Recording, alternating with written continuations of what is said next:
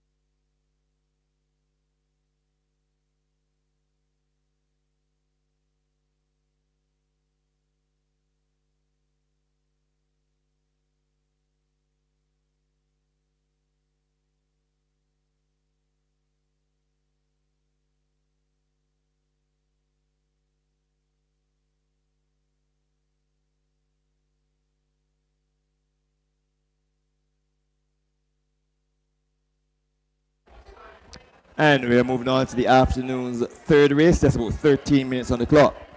To the running of race number 3. You wouldn't want to get shut out. The jockeys are mounting for the Caribbean Numbers Trophy Handicap. It goes 1,800 meters for 3 years and older non-winners of 3, rated 55 and below preference, to winners of 2, then winners of 1, then maidens. Number 1 is War Party, owned by Josie Atkinson, trained by Kenny John, ridden by Rashad Knights. 117 pounds is the weight on horse number 1, War Party, who is fitted with blinkers. Number 2 is Binary Code, owned by Kenny Joseph. He's also the trainer, visor, accountant, and laser dilator. Ridden by Delano Lopez, 122 pounds is the weight. I suspect there will be some overweight. 122 pounds, so 4 pounds overweight on horse number 2, Binary Code. Over the page, Voltava, or Voltava. The property of Stacey Ann Cadogan and Levi Cadogan, trained by Akeem Walker. Ridden by Jeremiah Worrell, who will claim 7. And goes to post at the final weight of 121 pounds, so that's a whopping 17 pounds overweight at the final weight. And Voltava is fitted with a tongue tie.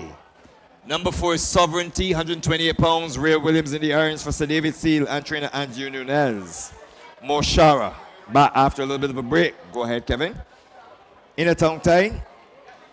Copy that. Trained by Darren Matthews, owned by Darren Matthews and David Matthews, 119 pounds with Dan Lopez in the irons. Sorry, with the Mario Bino in the irons, 119. Number 5, Moshara. Just come into your picture. Let's move to horse number 6, Makosa Princess, owned by some guys and a gal, trained by Richard Dean, ridden by Shane Cullimore, 117 plus 1, 118 pounds. Makosa Princess is fitted with blinkers. Tinkerbell in a tongue tie is the property of Mrs. Gay Smith, trained by Edward Walker Jr. Ridden by Antonio Bishop, 117 plus 3, 120 pounds. That's 3 pounds over the original's weight. Number 10 is Red Force, to be ridden by Devontae Abraham, who got his maiden victory last race day. 105 pounds is the weight for the Sir David Seal owned Chestnut Coat, which is trained by Andrew Nunez and fitted with blinkers. And the outside, Brunei makes a return to racing, having not raced since the 1st of November 2020, so recently started the season. And this is the property of Melrose Racing, trained by Rama Lovell, ridden by Raheem Thorpe. 115 pounds is the final weight. The equipment views, blinkers, and a tongue tie. That's the field for the afternoon's third race, the first of 4 superfeathers on the card.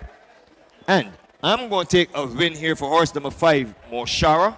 Simply put, she did finish second in the Midsummer Creole Classic. This field is no stellar field by any stretch of the imagination. She went off the ball somewhat, did finish out of the money in the Barbados Derby, and I think that rest was well deserved. And as this field is no stellar field by any stretch of the imagination, I believe that she can get the job done here under the Mario Bino for Darren and David Matthews as my winner. On my second line, I'm going to take horse number 6, Makosa Princess. So I'm going for the 3-year-olds. And she opted out of the Derby and returned to win the very same day when getting on by 7.5 lengths under 117 pounds with the apprentice in the iron. Shane Cullen was aboard today, 118 pounds, that's 1 pound more, and must stand an excellent chance. Number 6, Makosa Princess on my second line. On my third line, I am going to take horse number 4. This is Sovereignty, possibly one of the early pace setters in the race. There's a question mark here of this 128 pounds. Ray Williams is in the irons, has done reasonably well when carrying 25, 27, 121, 123. 120 is a different kettle of fish when you're going 1,800 meters. Only a 4-year-old, young in her career, having started 16 times, 2 victories, 3 thirds, 3 seconds, and 1/3 place.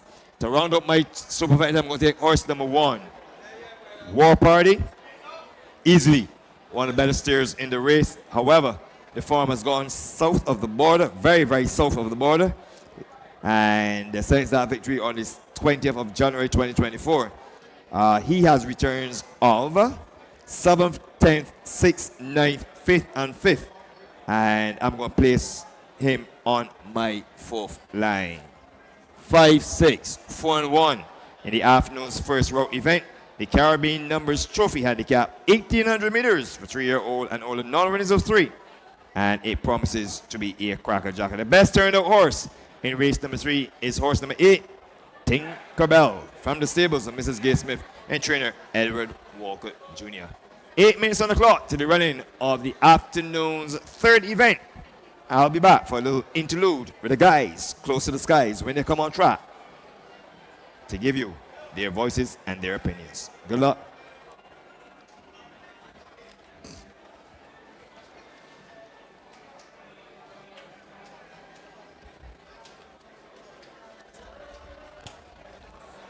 And welcome back to the Garrison Savannah. I want to take this opportunity to wish everyone a happy Independence Day.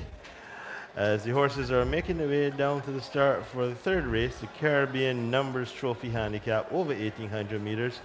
9 furlongs or a mile and an eighth. Take your pick if you want to go metric or if you want to go old style standard deviations. Well, we've got a field 11 horses facing the starter this afternoon. And Philip, you have the latest information as we saw Jim Crowley bring the grandstand alive with a winner. And you'll see him later in action this afternoon. And you have the latest odds for us. Thank you very much, Dean. We are on to race number 3, the Caribbean Numbers Trophy Handicap, going a distance of 1,800 meters or 9 furlongs. Number 1 is War Party. In the betting at 9-1, Rashad Knight has the leg up this afternoon. 117 pounds is the weight. Number 1, War Party, R Knight, riding 117. Number 2 is Binary Code. This is the mount of Delano Lopez. 122 pounds is the weight he takes the post this afternoon in the betting at 5-1. Number 2, Binary Code, D. Lopez rides 1-2. We go over the page to number 3. This is Volteva, the mount of Jeremiah Worrell. Takes 121 pounds to post, and outside it in the betting at 17-1. Number 3, Volteva, J. Worrell rides 1-1. Number 4, in the betting at 5-2, this is Sovereignty, the mount of Ray Williams. Takes 128 pounds to post. In the betting now, shortening up to 2-1. Number 4, Sovereignty, R. Williams rides 1-8. Number 5 is Moshara. The Mario Bino is your rider. 119 pounds is the weight he takes the post this afternoon. And Moshara is in the betting at 5-1. Number 5, Moshara, D. Bino riding 119. We're over the page and we're on to number 6. This is Makosa Princess. Shane Cullimore has the leg up this afternoon. 118 pounds is the weight he takes the post. And Makosa Princess goes to post also at 5-1. Number 6, Makosa Princess, S. Cullimore riding 118. On to number 8 is Tinkerbell. And this is your favorite in the betting at 2-1. Antonio Bishop, the first call rider for the Gay Smith Barn. He takes 120 pounds to post in the betting at 2-1. Number 8, Tinkerbell, A. Bishop rides 1-0. Over the page now to number 10. This is Red Force. The mount of Devontae Abraham takes 105 pounds to post this afternoon.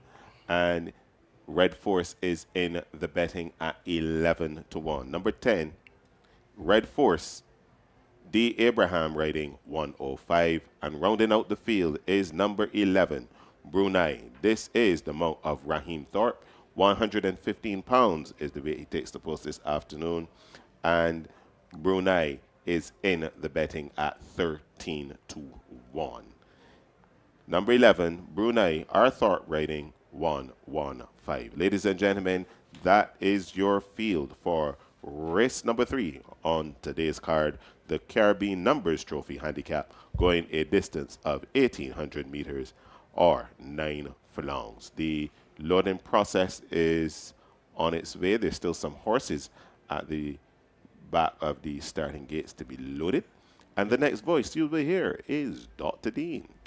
Thank you, Philip. Well, we're just looking down there, and they're not quite started loading process.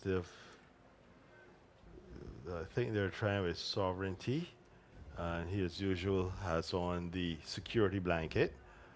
Moshar is at the front of the started stall, so I believe they'll back her in. She returns after a short layoff,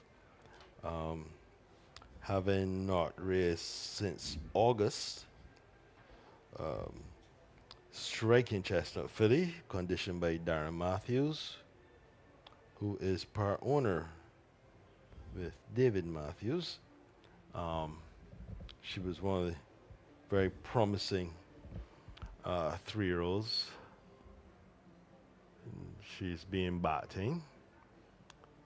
Chestnut with a big white face. Others walking around behind, Binary Code. Don't think we've seen him quite recently either. Not since February of 2024. On that occasion, he was second. I'm partnered by Rashid Hughes. Delana Lopez holds the reins this afternoon. We have a favorite in horse number 8, Tinkerbell, from the Gay Smith barn. Was a winner last time out, over 1,570 meters. Was third start previous to that, behind Makosa Princess, who reopposes today. She's been in pretty decent form of late. Was fourth last time out, sprinting.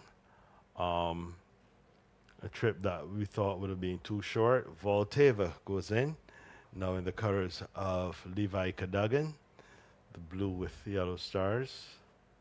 Sir David Seal's other entry in here is Red Force. And young Abraham will be wearing a black cap, while Ray Williams on Sovereignty wears the red cap. I really wish it were the other way around. Still say Tinkerbell. Brunei in the colors of the well-known Melrose Racing Barn. And they've got Tinkerbell, the one they're trying with, a pre-race favorite. Antonio Bishop wears the shocking pink colors of Mrs. Gay Smith, trainer Edward Walcott. And we wait now as they're going to leg back up young Abraham, who had his first winner, hopefully first of many, last race day for Hopefield. And Red Force is half bit in, it looks like.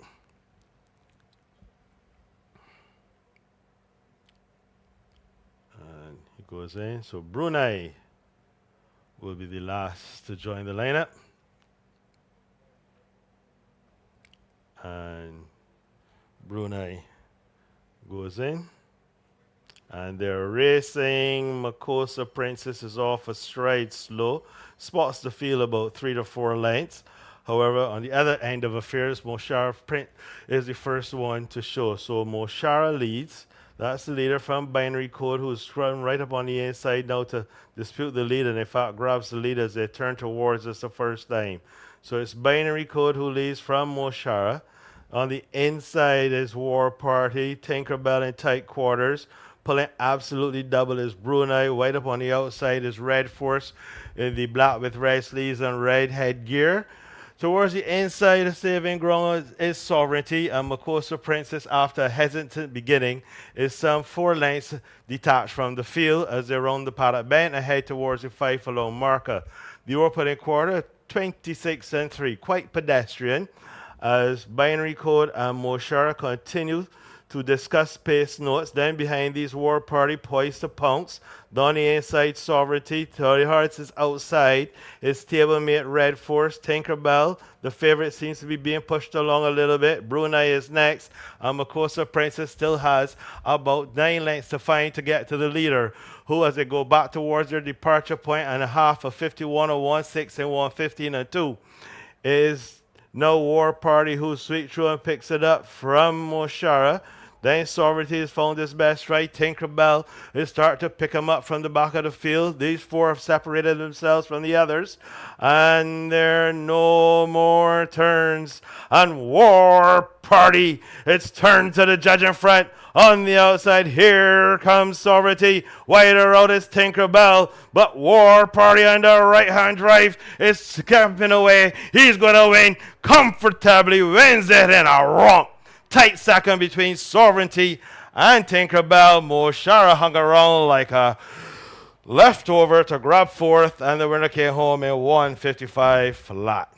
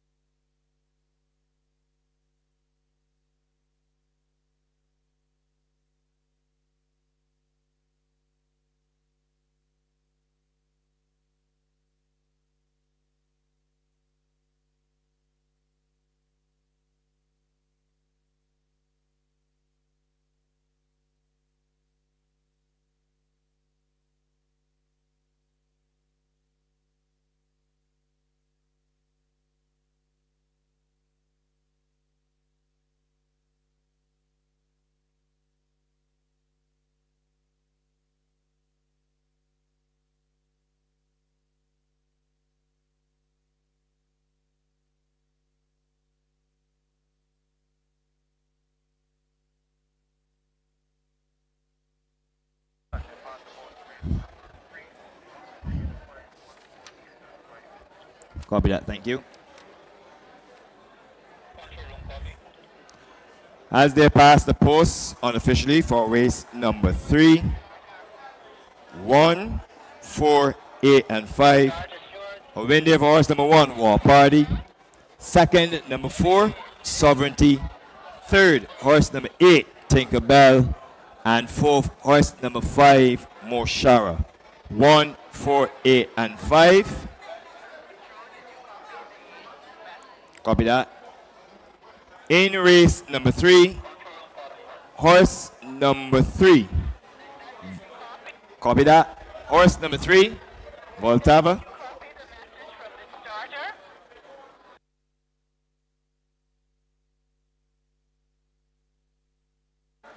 Horse number 3, Voltava,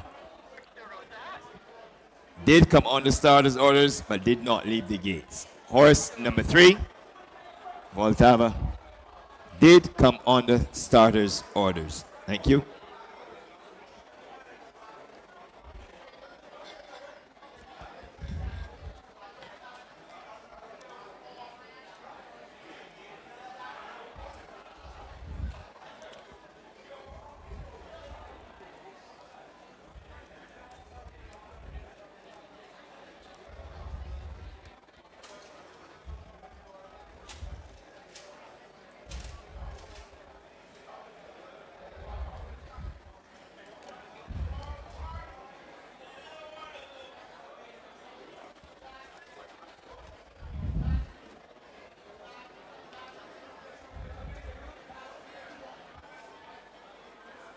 Here is your winner of race number 3, the Caribbean Numbers Trophy Handicap.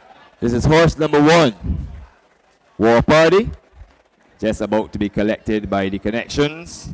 Of course, this is the property of Mrs. Josie Atkinson. And there is Mr. Atkinson and his guest. So, congratulations to the connection of horse number 1, War Party. Win the victory by Rashad Knights. This is a 4-year-old colt by War Crime out of Lavani, trained by Kenny John, and smartly ridden the victory by Rashad Knights, who had a wonderful season when finishing in the top 5 at Asabonia Downs. And many, many congratulations to the young man as horse number 1, War Party, is in his winner's enclosure for the 3rd time in his 14 career starts. The successful groom is Leroy Drakes. Finishing second was horse number 4, Sovereignty.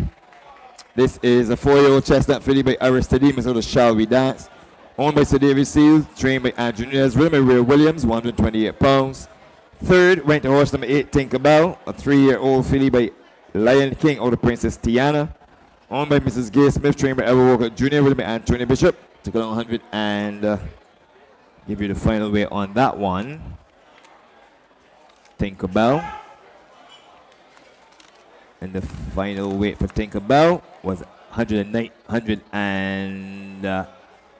pounds, 3 pounds of weight, 120 on Tinkerbell.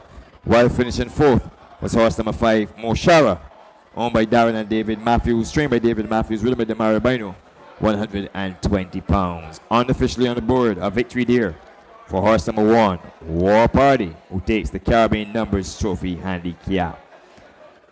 That's all unofficial, of course, in a time of 1:55 flat. Up next is the afternoon's fourth race, which is the Express Cash Barbados Thoroughbred Breeders Association Juvenile Breeders Stakes and Trophy. It's a grade 1 event going 1,100 meters. Post time for that race is tentatively set at approximately 2:35 in the afternoon. Before we do that, I shall endeavor to introduce you to today's jockeys in the Barbados Lottery International Jockeys Championship, featuring the international side versus the local contingent.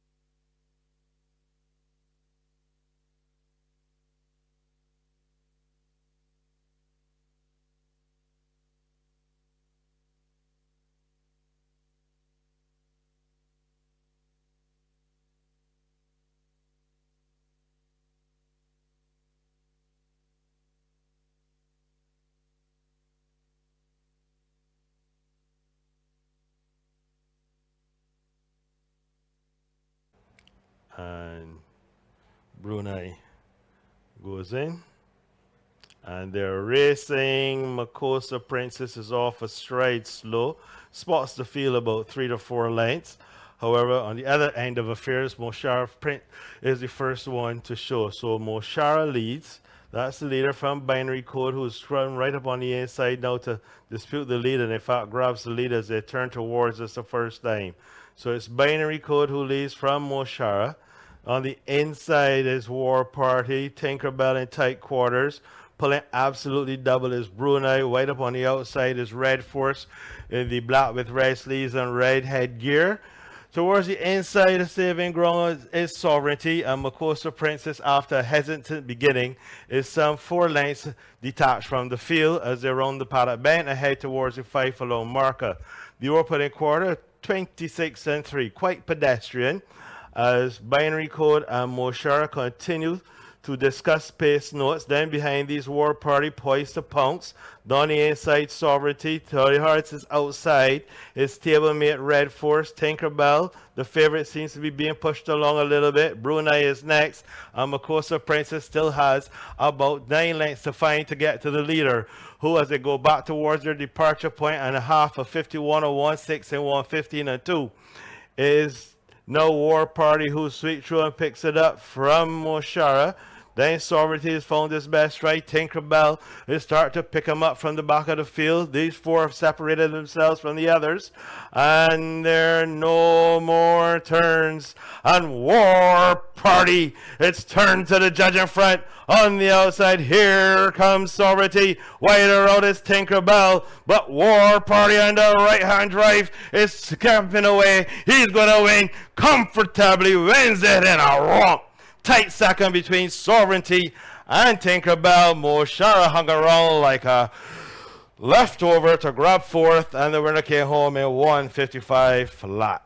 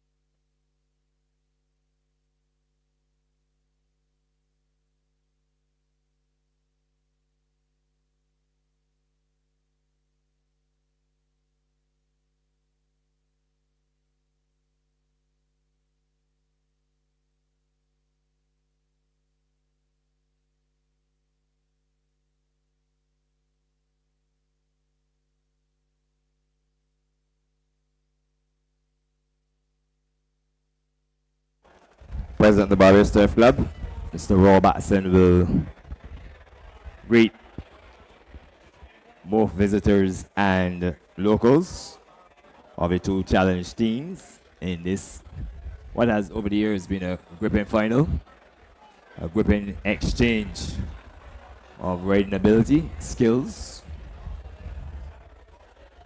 Remember those races in question, races 5, 6, 7, and the nightcap, race number 9. The man very instrumental in getting the proceedings going, Jeff Lawton, will introduce the international side.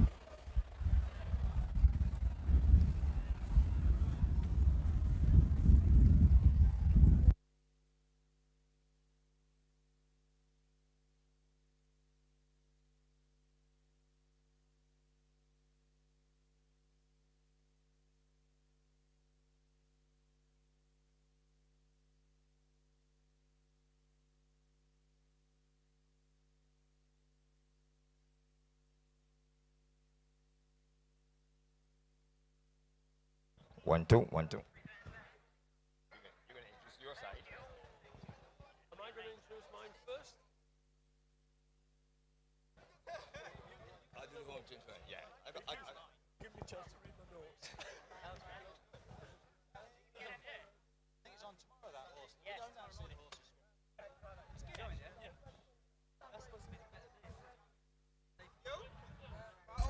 Who's captain?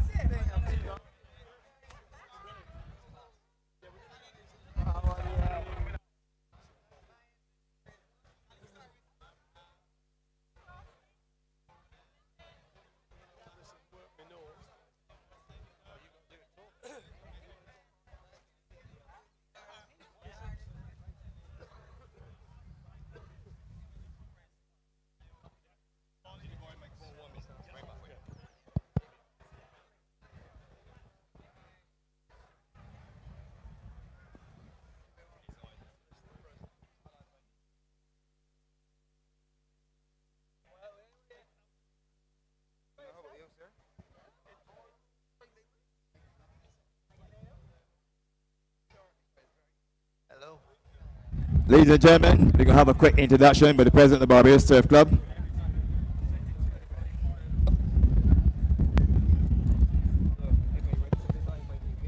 Mr. Roll.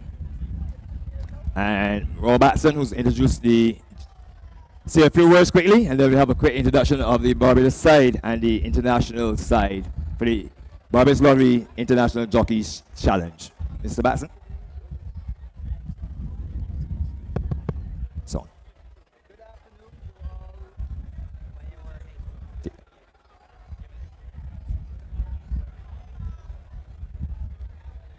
1 second.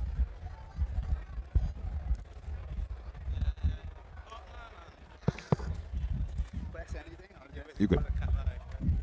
Good afternoon to everyone here this evening.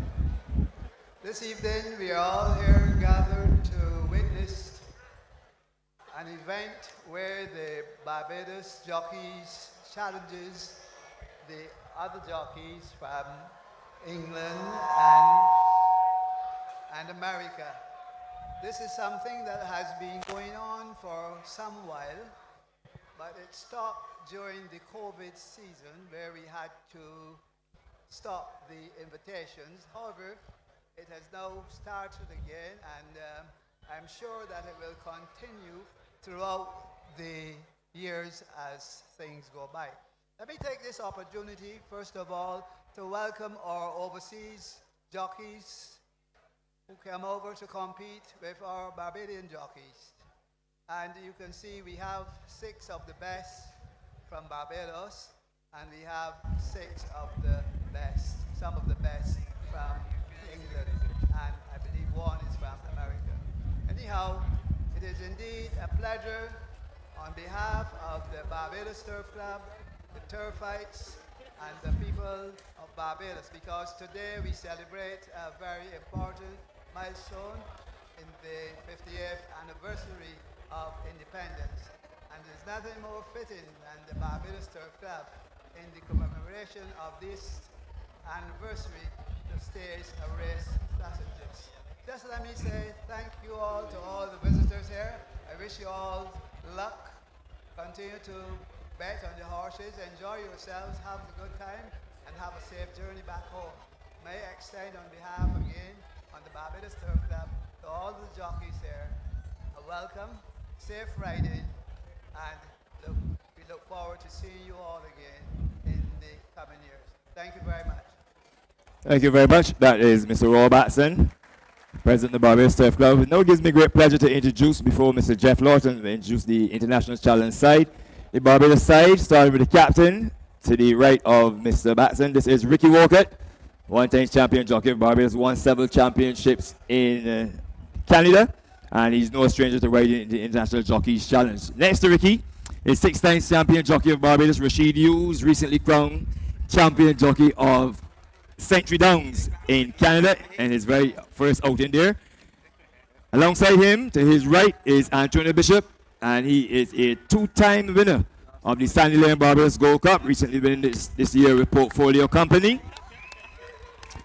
Alongside him is Donald Lopez, who won the first night racing held here at the historic Garrison Savannah, and he's also the winning jockey aboard War Eagle, which took the Derby several years ago. Alongside him is the most improved and most sought after apprentice jockey in Barbados. This is Ariel Daniel, and he joins the 6-pack.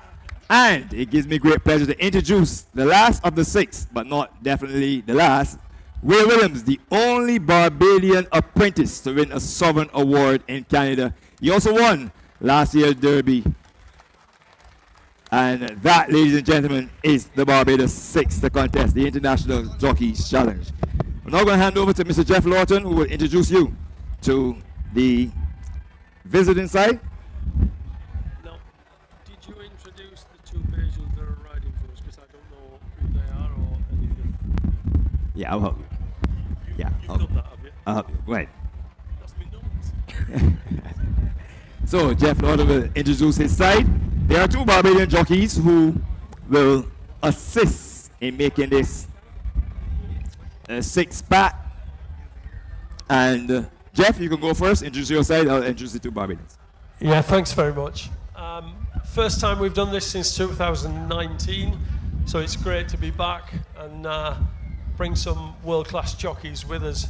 We got 4 people representing our team, plus we borrowed 2 Barbadian jockeys to help us out in a couple of races as well.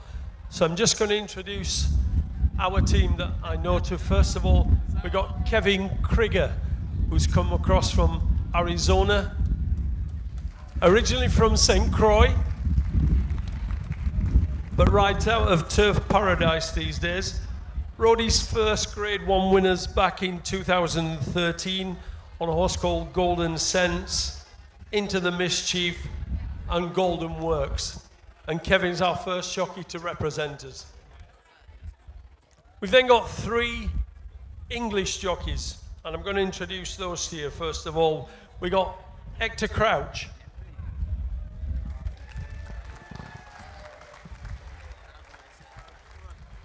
If I can find my notes that I made on you, Hector, then I remember.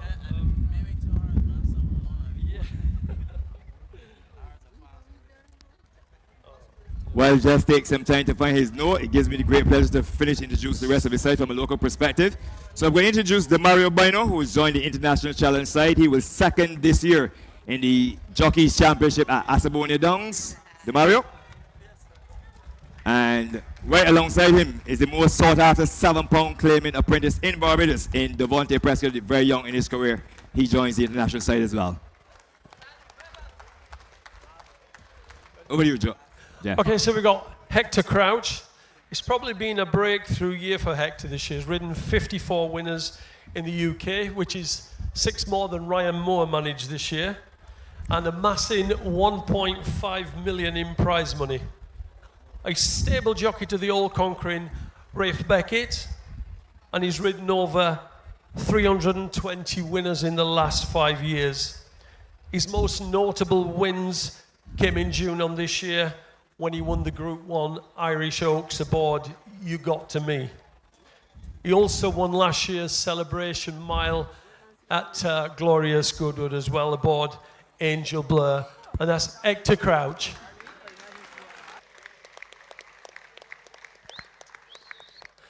I'd next like to introduce you to Cliff Lee, another young jockey who's had his best season this year with 42 winners and amassed £1.9 million in prize money. He's stable jockey to the man on my left, Carl Burke, who finished 4th in the Trainers' Championship this year with 108 winners, amassing £4 million sterling in prize money. Cliff's most notable wins have come aboard Swing Along in the Group 2 Lowther Stakes at York, and El Caballo, who won the Group 2 Sandy Lane Stakes at Haydock. That's Cliff Lee.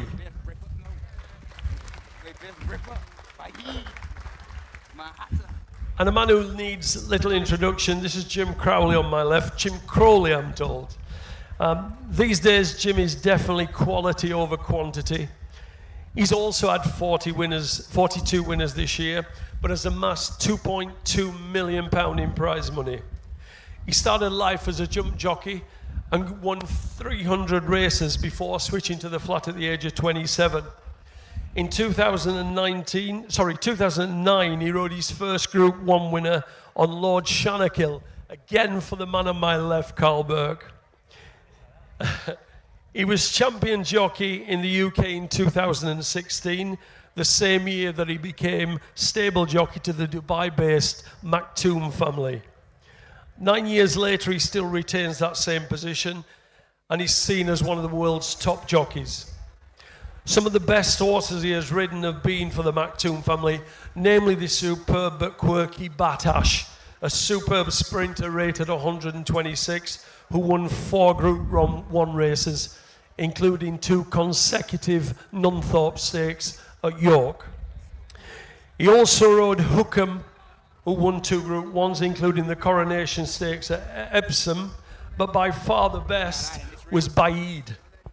Baid was rated 135, only £5 below Frankel. He won 6 Group 1s, including the Queen Anne Stakes at Royal Ascot, the Sussex Stakes at Glorious Goodwood, where he went off 1-6 favourite on both races. He remained unbeaten for his first 10 runs, only beaten on his last race before he was retired. He's so far ridden 31 Group 1 races. Please welcome Jim Crowley.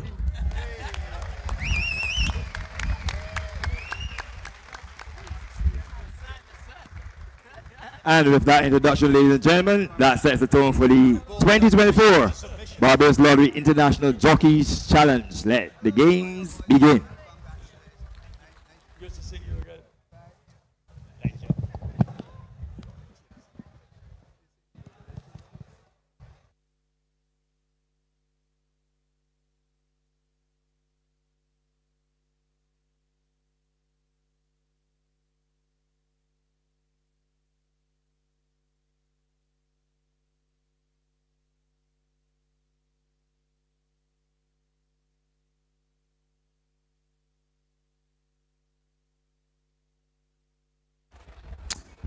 Will the driver of GA 4068 please remove your vehicle, a silver Suzuki Vitara.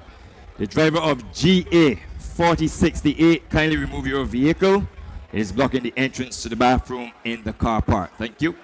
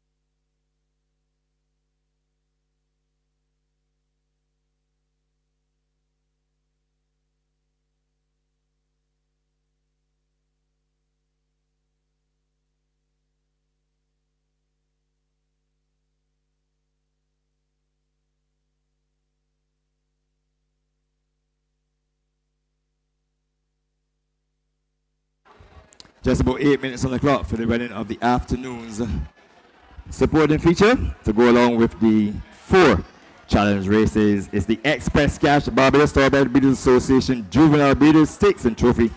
It's a grade 1 event going 1,100 meters. The Barbados Lottery, of course, is Soca 6, rated guarantee of $8,000 up for grabs. Number 1 is the Corsi, the property of Leonard Scott and Shaquille Small, trained by Richard Dean, ridden by Shane Cullimore. 121 pounds is the weight. Number 2, Wonderwall in a tongue tie, ridden by Ricky Walcott for trainer Robert Pierce. This is owned by Mrs. Harriet Brathwaite. Number 3, over the page, Nostradasa, a 2-time winner owned by Mr. RJ, trained by Richard Dean. Ray Williams will ride at 116 pounds plus 2, 118 pounds. Zora is horse number 4, owned by Saddleweed Farm, trained by Richard Dean, ridden by Demario Bino. 116 pounds is the weight. Mandarin Oriental is horse number 5, owned by Melrose Racing, trained by Roma Lovell, ridden by Rashid Hughes. 121 pounds is the weight. And on the outside, horse number 6, Flying Dancer, the property of Kenny Joseph, who's also the trainer, ridden by Don Lopez. 122 pounds is the weight. That is the field for the afternoon's supporting feature to the Barbados Starbite Breeders Association Breeders' Classic. This race offers parry forecasts. It's the 4th leg of the early pick 4 and the first leg of the Barbados Lottery Soca 6. So if you stand a chance of winning the Barbados Lottery Soca 6, you have to wager before this race runs off. While everyone likes the favorites, I'm going to try for an upset here. I'm going to go on the outside for horse number 6, Flying Dancer. This finished second last time to Mandarin Oriental, so I'm going to switch around that results basically, or actually going to just try to turn it around. Thought this one came into the home stretch last race day over 1,100 meters. Looked fairly comfortable. A 2-year bay coat by Eagle Speak or the Lady Dancer. They expect this one to improve. But having said that, there are at least 3 winners in the race who could also improve. So I'm taking a chance to go with horse number 6, Flying Dancer, drawn on the outside, 7-1 the betting for owner trainer Kenny Joseph. On my second leg, I'm going to go for horse number 1, De Courcy. 92 in the betting. Was defeated twice by Nostradamus, who basically almost defeated most in here. And also defeating Zora and Mandarin Oriental. So the only 2 in here that Nostradamus hasn't beaten. So I'm taking De Courcy, who I think will relish a little longer and gets 100 meters more to go in the extension to that, to add on to that 1,000 meters when winning on under Ricky Walker by 1.5 lengths. And on my third, I'm going to take the favorite, Nostradamus, who was easily dispersed last time out by the imported Inisa. And she has done well in all her races. She wasn't disgraced when going on to the Inisa. She cut the early fractions, but then simply didn't have the answer to the imported Inisa, who went by to win by 8.5 lengths. She falls on my third line. In this event, I'm going 6-1 and 3 for the Express Cash Barbados Strawberry Breeders Association Juvenile Breeder Stakes and Trophy. A grade 1 spectacle over 1,100 meters. 4 minutes on the clock till the running of this event. You would want to get your wagering going. The next voices you will be hearing will be that of the guys close to the skies.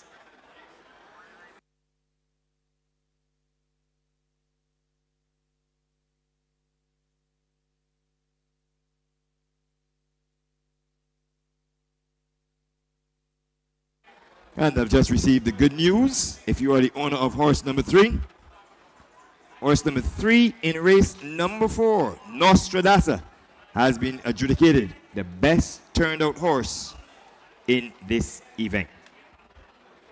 4 minutes on the clock till the running of this event.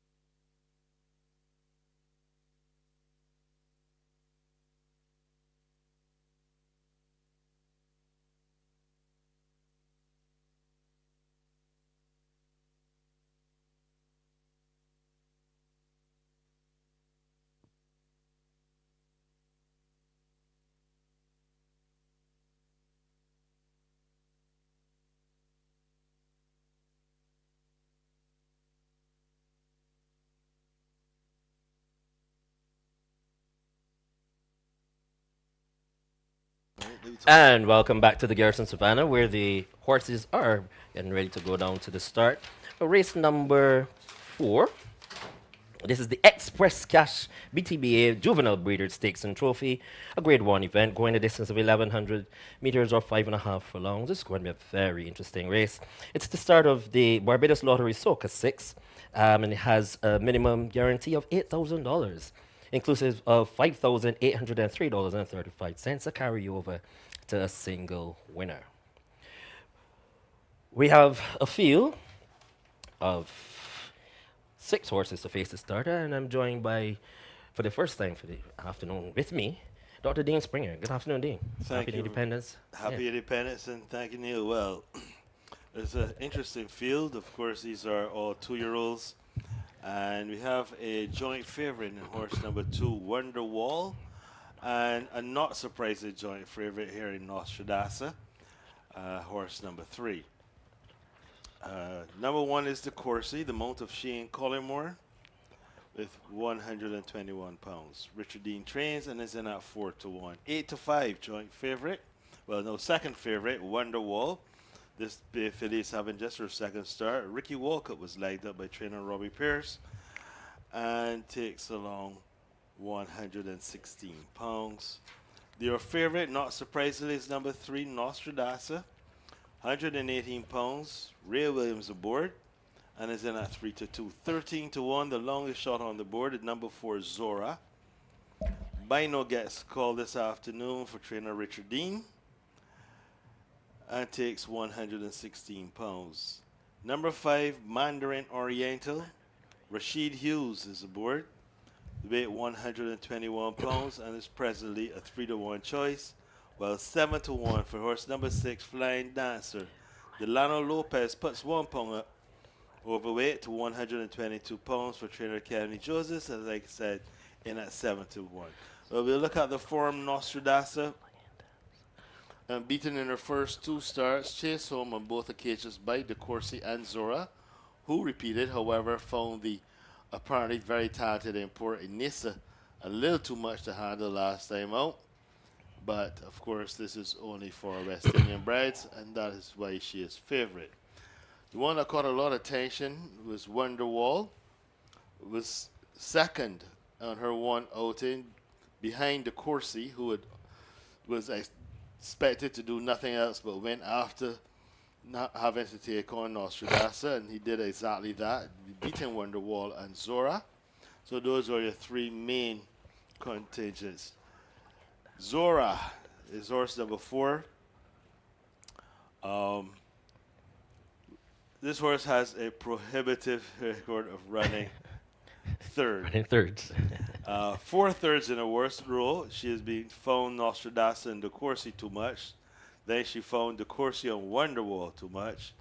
Mandarin and Flying Dancer too much. And they're all in here today, so maybe she can still find a third. Mandarin Oriental was a winner in second asking. Won quite comfortably by 3.5 lengths, beating Flying Dancer and Zora. And is presently in at 7-2. Well, 6-1, Flying Dancer. In 2 outings, was second last time out.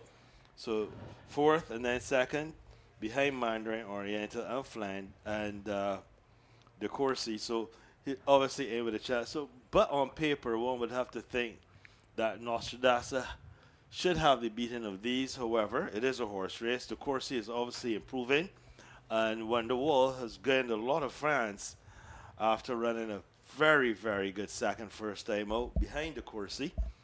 And the loading process well underway with just 3 more to load. Neil, it's your call. Thank you very much, Dean.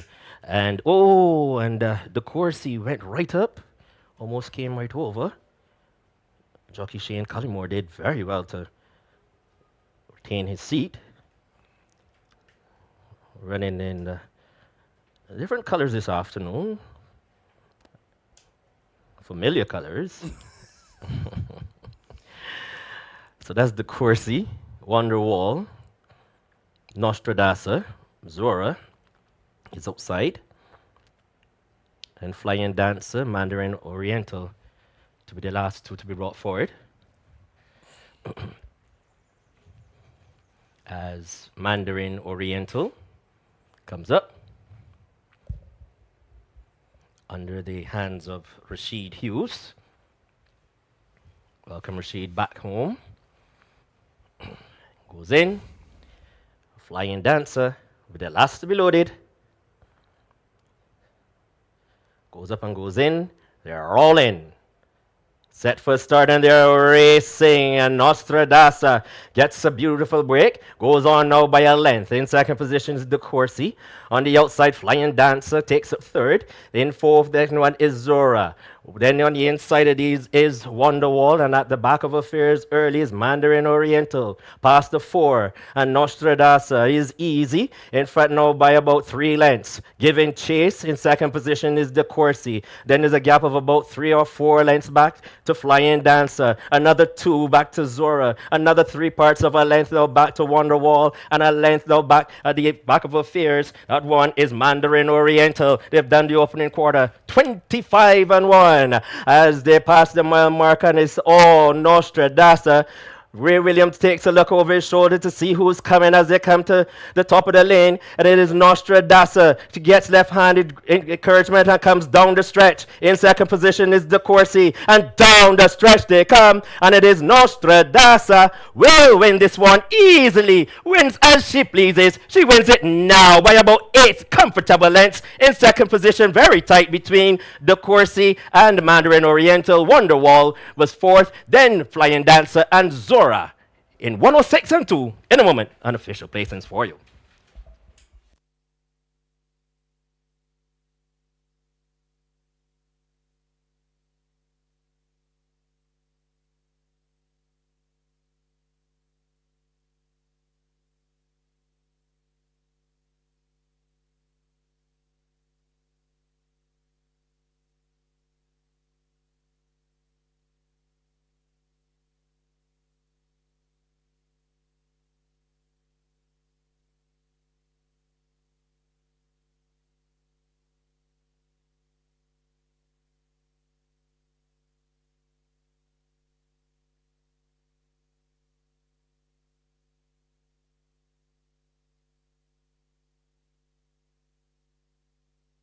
The unofficial results as they pass the post 3, 1, 5, and 2. A victory there for horse number 3. This is Nostradasa. Second, horse number 1, the Corsi. Third, number 5, Mandarin Oriental. And fourth, horse number 2, Wonderwall. 3, 1, 5, and 2 in the final time of 106 and 2/5 for the running of the Express Cash Barbados Thoroughbred Breeders Association Juvenile Breeders Stakes and Trophy over 1,100 meters.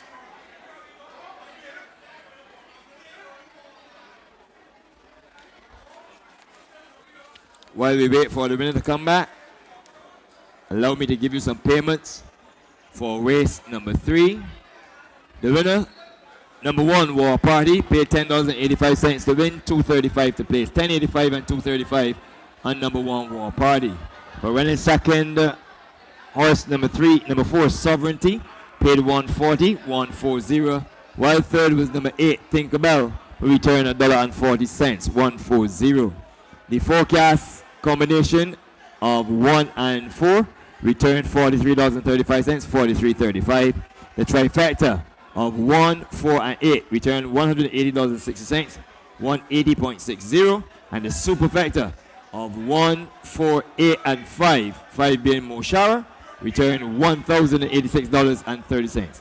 $1,086.30.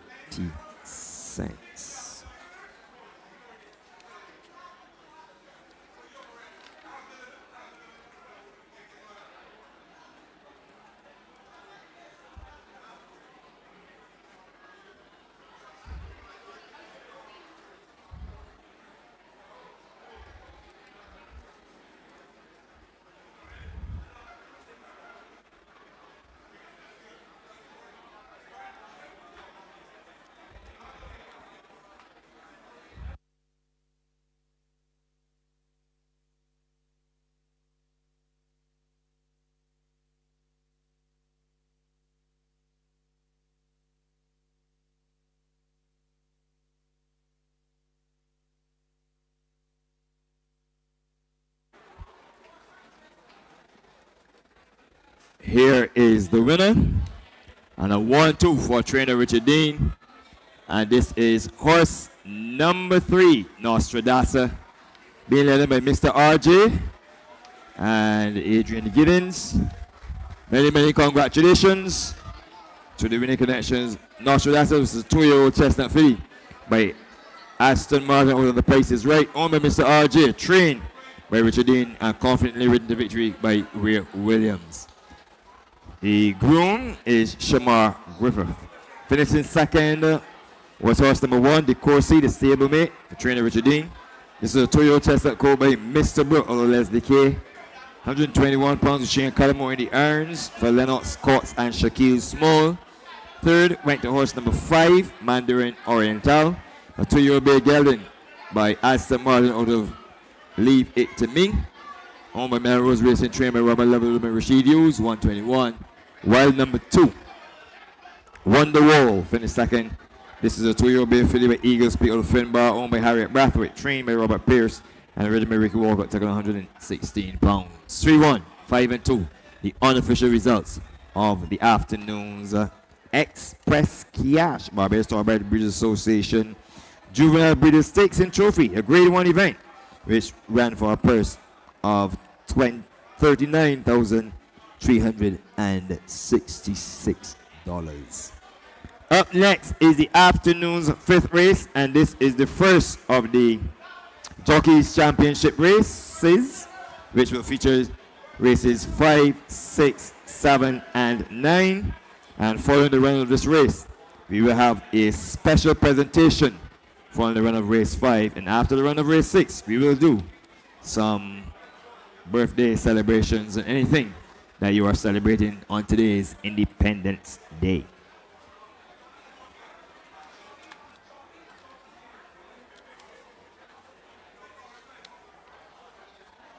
Of course, the Barbados Lottery, sponsors of today's race program. The race day promotion, play with us, win with us. Today is the Barbados Lottery International Jockeys Challenge Day. Visit any of the Barbados Lottery booths at the Garrison, located inside by the grandstand, over by the clock tower, and by the drill hall. Spend $25 for a chance to win, and a chance to spin the wheel and win some awesome parphernalias. Visit today for your chance to walk away with some awesome prizes. Scratch and win on the spot today.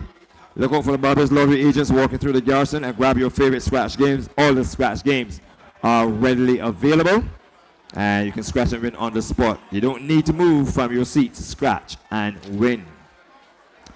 Tickets to the Barbados Lottery Christmas raffle program win up to $1,000 in all tickets for Christmas promotion. Place $30 of non-winning tickets in the boxes provided, and you are entered for a chance to win. Win with the Mega 6 and the Double Draw. Get your Mega 6 and Double Draw tickets today. Get your chance to win tonight's Mega 6 jackpot, which stands at $460,000. Tonight's Mega 6 jackpot, $460,000. And you will want to have a ticket to have a chance. Remember, you can win big with the Double Draw Spot 7.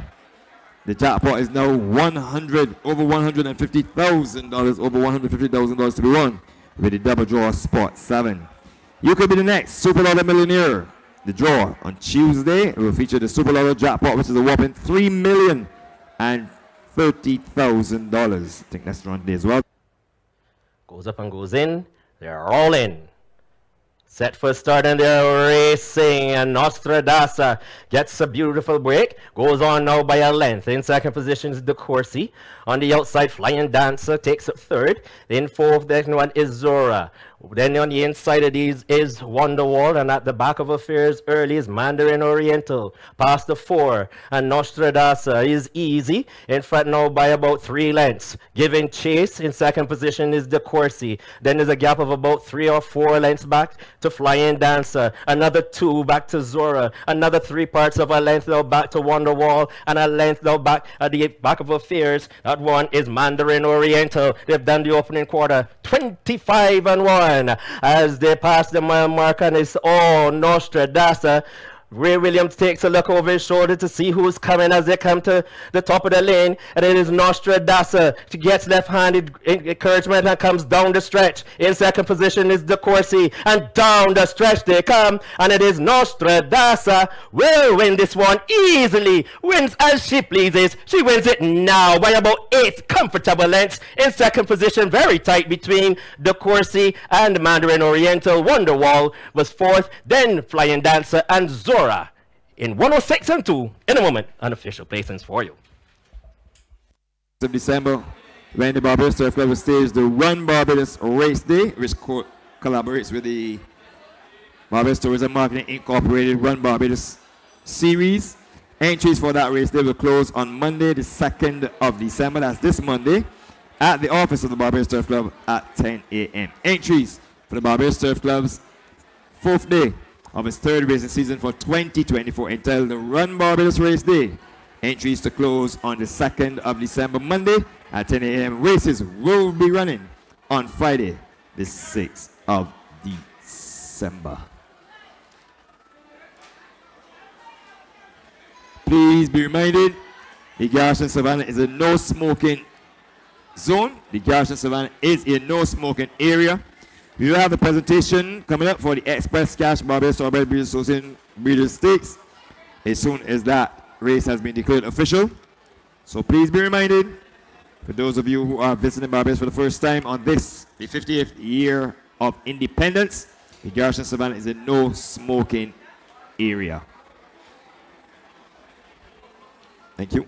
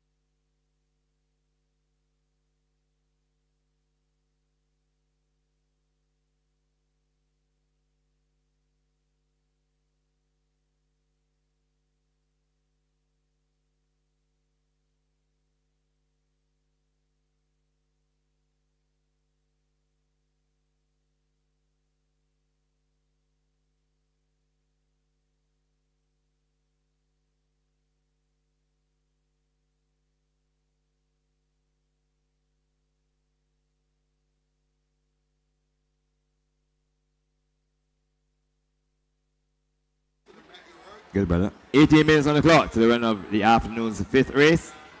Soon as race number 4 is declared official, we'll have the presentation.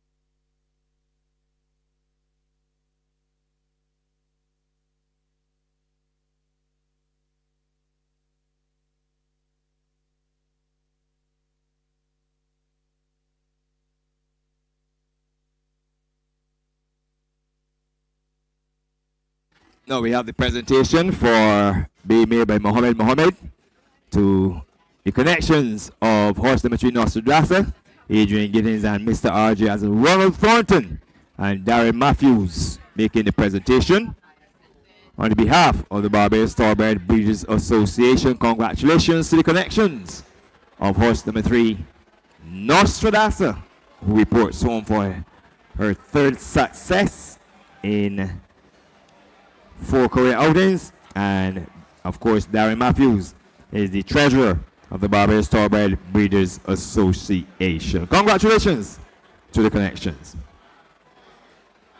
14 minutes on the clock to the end of the afternoon's 5th race. This promises to be a cracker jacker. Coming up next after this race, we will have a presentation, special presentation that touches my heart. They're going to come up shortly. I'll have the payments for you shortly.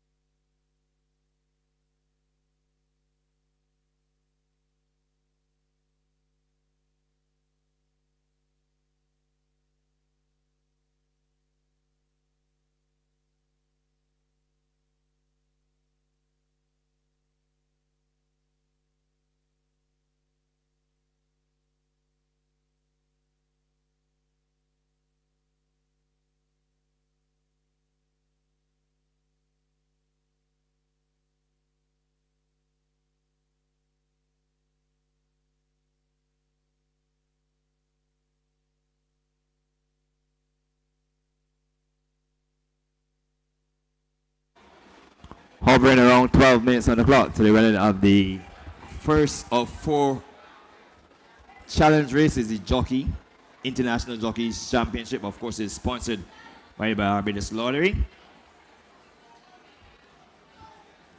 And the international riders will go toe-to-toe with the local contingent, Captain Jim Crawley of the UK and Captain Ricky Walcott, who is in line to be crowned champion jockey of Barbados for a second time in his career. Of course, he has had a stellar career in Canada, winning several championships before returning back to Barbados. And we've got just about 245 of the horses in the parade ring for the afternoon's 5th race. And this is the double draw instant win Jockey Challenge Trophy handicap, which will go 1,100 meters or 5.5 furlongs for a purse of $20,000.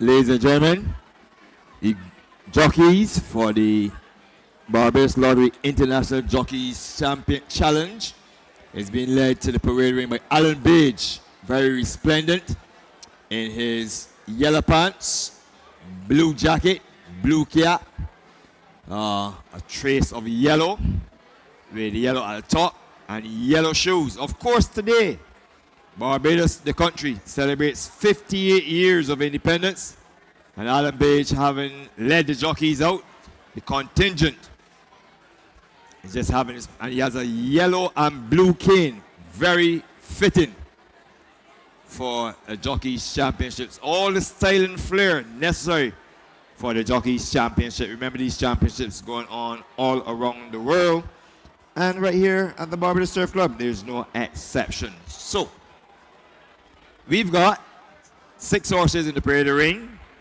for the first challenge race.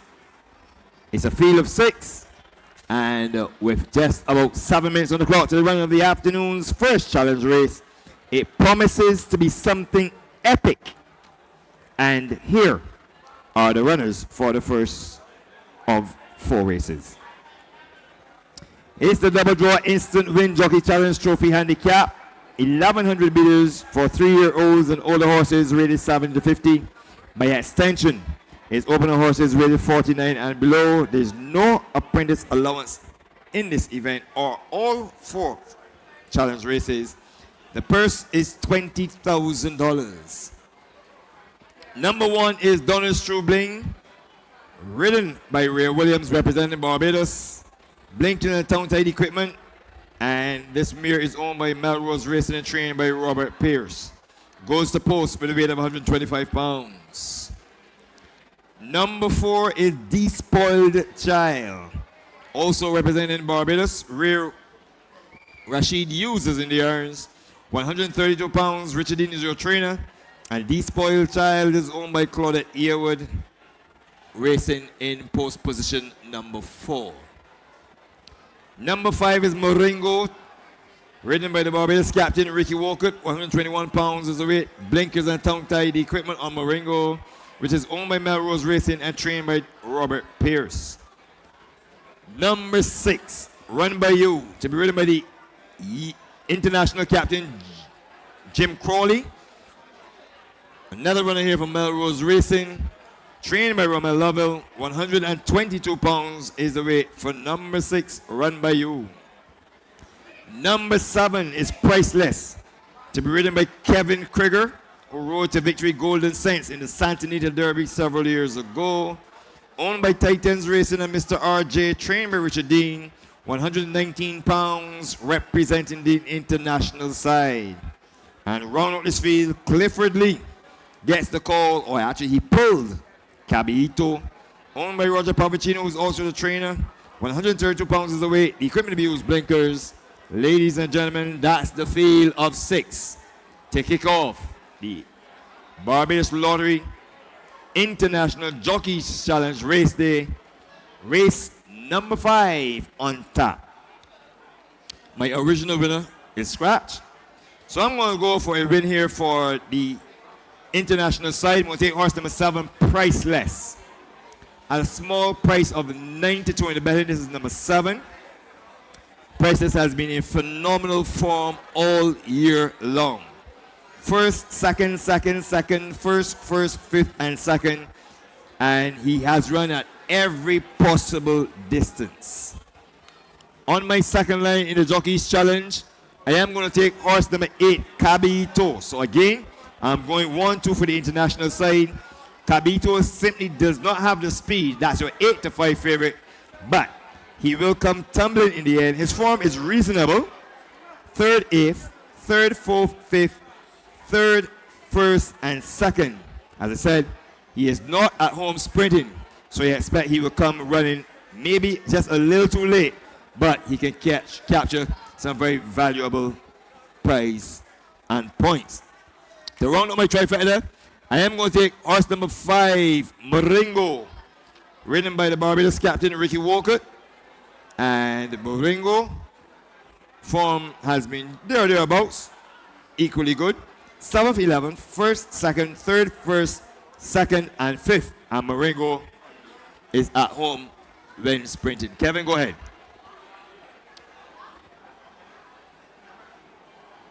Copy that. And so I'm going for this trifecta event, 7, 8, and 5. Ladies and gentlemen, as the Jockeys Championships will begin in this event, you can keep your own personal scores.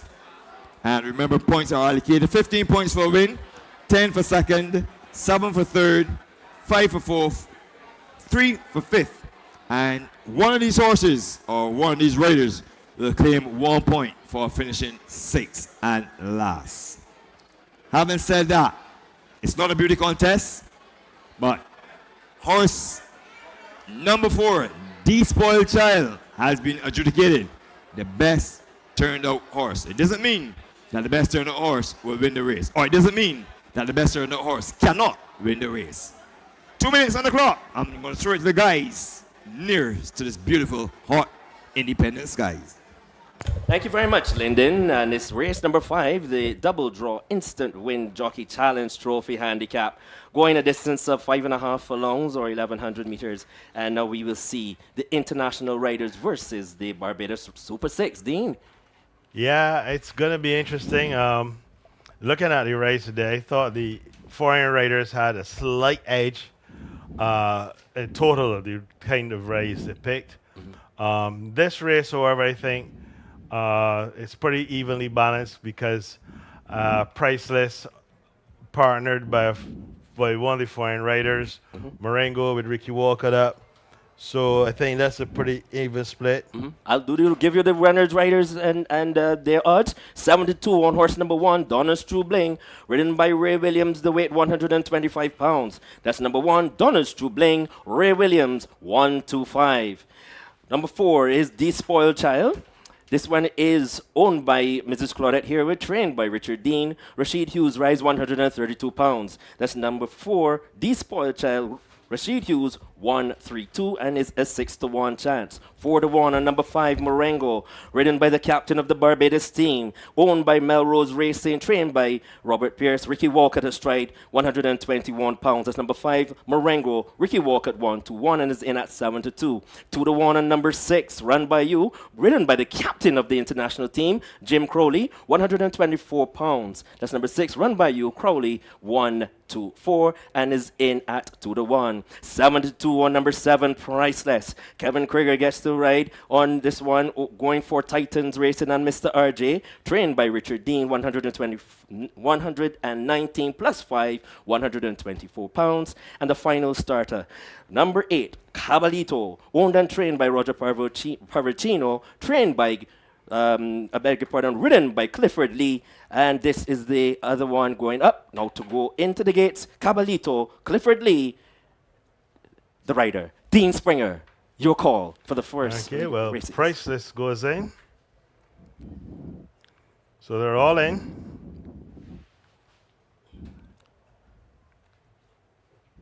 Start of it, so someone's that, and they're racing, and Donna's True Bling is the first to show. Coming across from the outside, Marengo between horses is The Spoiled Child. Then there's Run By You, Cabalito, and the last one is Priceless. As they round the far turn, they've got 4 furlongs to go, and it's Donna's True Bling in front by a length and a half. On the outside, Marengo. Between these is The Spoiled Child. Run By You, waiting to pounce. Cabalito is next. And Priceless still has all to pass. After opening quarter of 25-1, they head towards the quarter pole.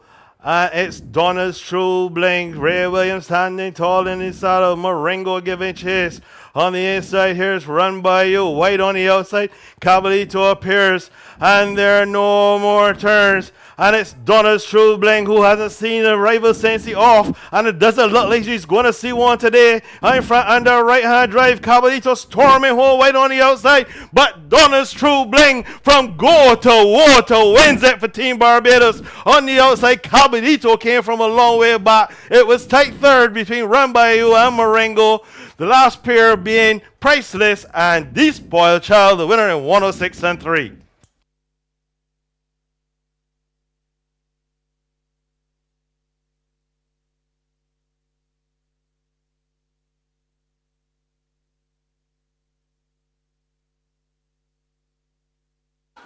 And we have a time on the board of 106-3. 106-3 for the winning, 106 3/5 for the winning of the double draw instant win Jockey Challenge race. Unofficially, of course. And the news is that Barbados has drawn first blood.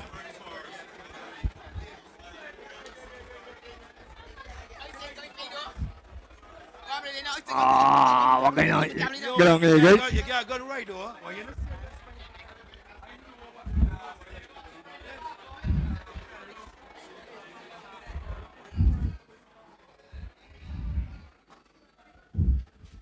You want help? You wait, wait, wait.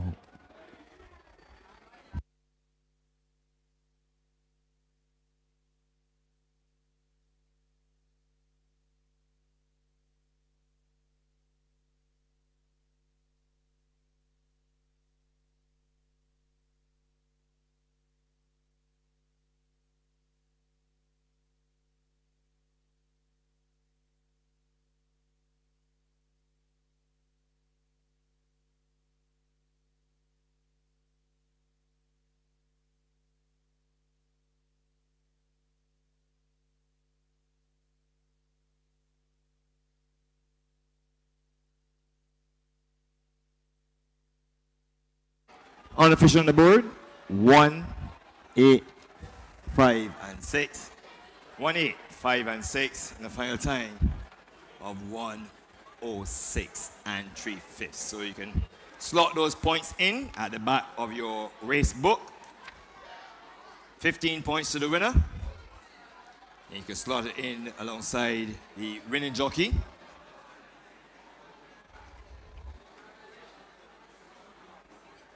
Second horse number 8 will draw some 10 points.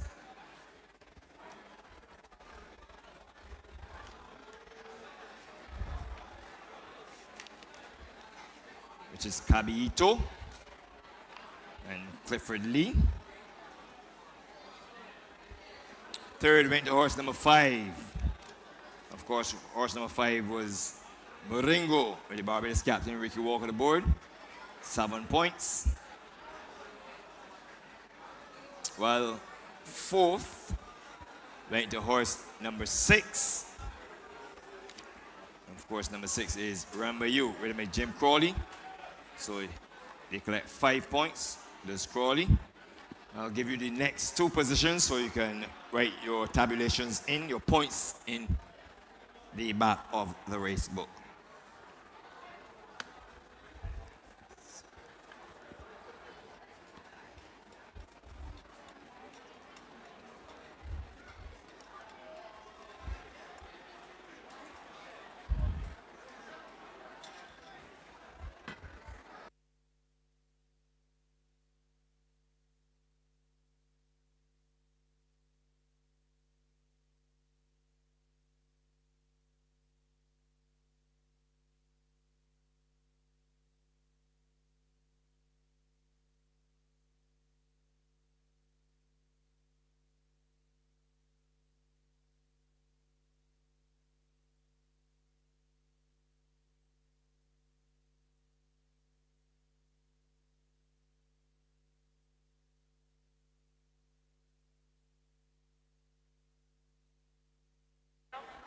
Looking downstairs, here's your winner. Horse number 1, Run By You. Donald Strubling, beg your pardon.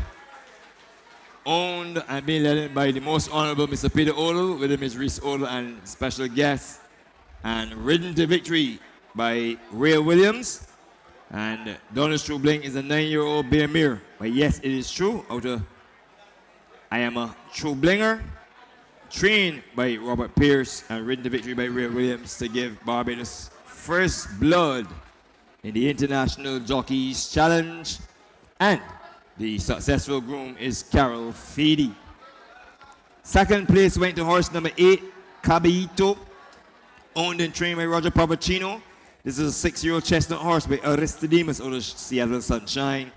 Ridden by the UK-based Clifford Lee, took about 132 pounds to give them some 10 valuable points.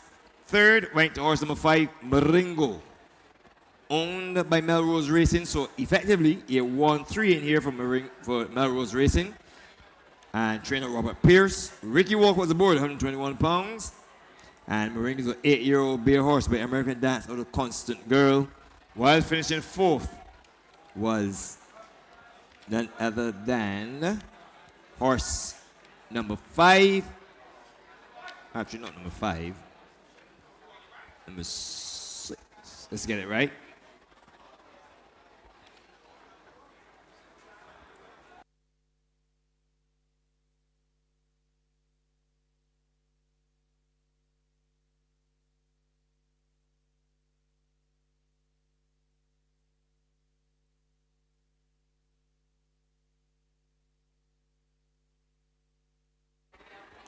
Yes, copy that. So finishing 4th was horse number 6.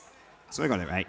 Which is Run By You, a 10-year-old beer gelding interactive out of Tensor Salt, owned by Melrose Racing, trained by Rama Level, ridden by Jim Crawley, 122 pounds. So effectively, the Melrose Racing would have collected positions 1, 3, and 4.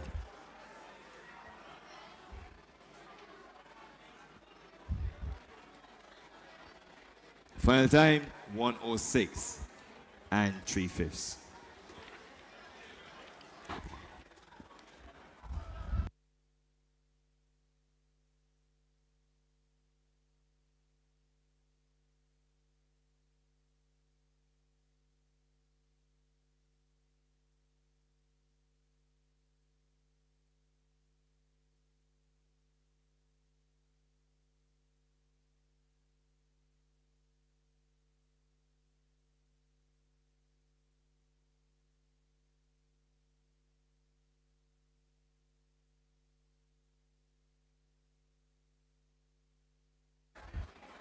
I shall endeavor to give you positions 5 and 6 so you can complete your.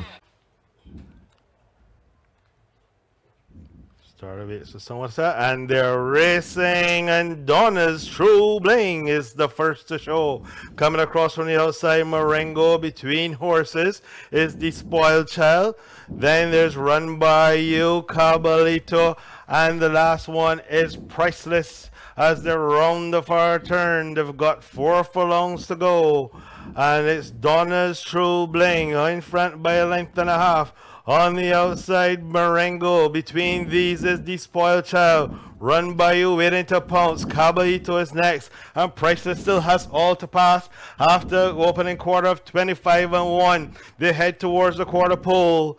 And it's Donna's True Bling. Ray Williams standing tall in his saddle. Marengo giving chase. On the inside, here's Run By You. White on the outside. Caballito appears. And there are no more turns. And it's Donna's True Bling, who hasn't seen a rival since he off. And it doesn't look like she's going to see one today. In front under right-hand drive. Caballito storming home white on the outside. But Donna's True Bling from go to water wins it for Team Barbados. On the outside, Caballito came from a long way back. It was tight third between Run By You and Marengo. The last pair being Priceless and the Spoiled Child, the winner in 106 and 3. Finishing 5th was horse number 7, Priceless. And 6th and last was horse number 4, The Spoiled Child. So write those points in. Priceless finished 5th. And of course, Priceless was ridden by Kevin Krieger to give some valuable points to the USA side. And for finishing 5th, you get 3 points. So Kevin Krieger, 3 points in race number 1. While finishing 6th was horse number 4, The Spoiled Child, the mount of Rashid Hughes, who collects just 1 point for the Barbados side.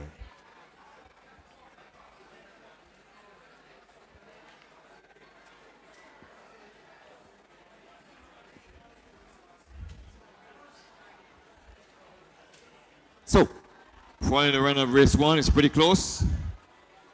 Barbados 21.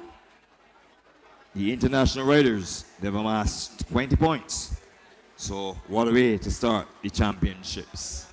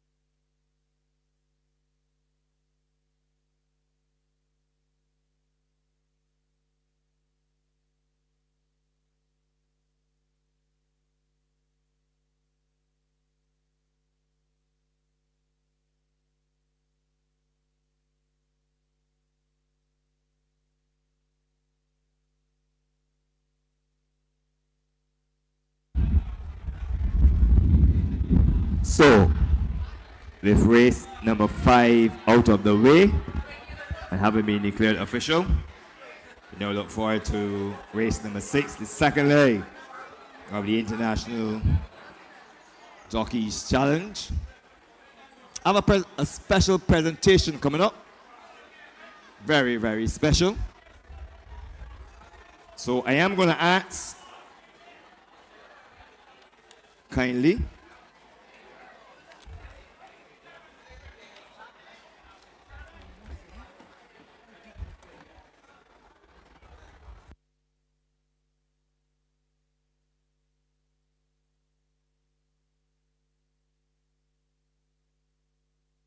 I'm going to ask quickly for Jan Gibbons and Ajani Davis Gibbons to make their way down to the front of the grandstand, or the presentation area.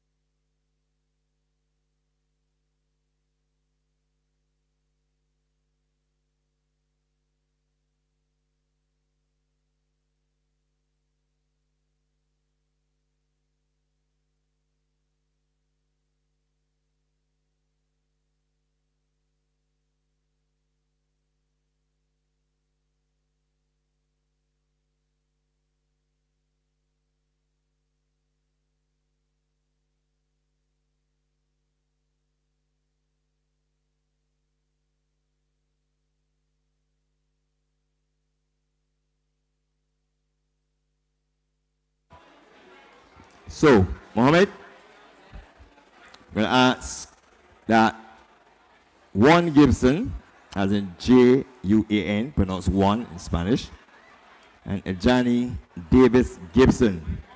Thank you.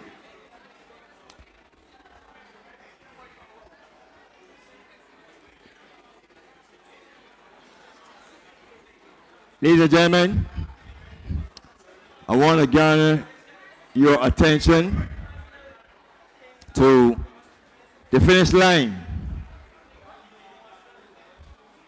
where all good people meet.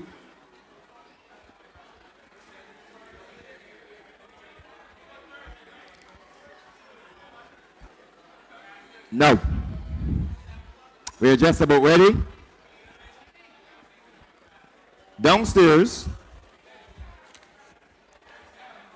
you're going to see a small token of appreciation.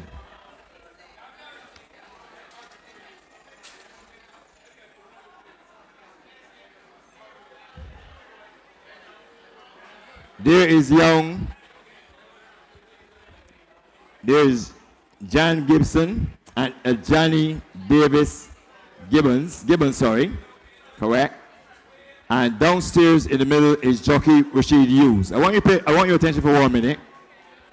Now, around the country in the last couple of months, they say the youth is always in trouble. Here is a perfect example that the youth are not doing all bad. This family would have lost their home several years ago.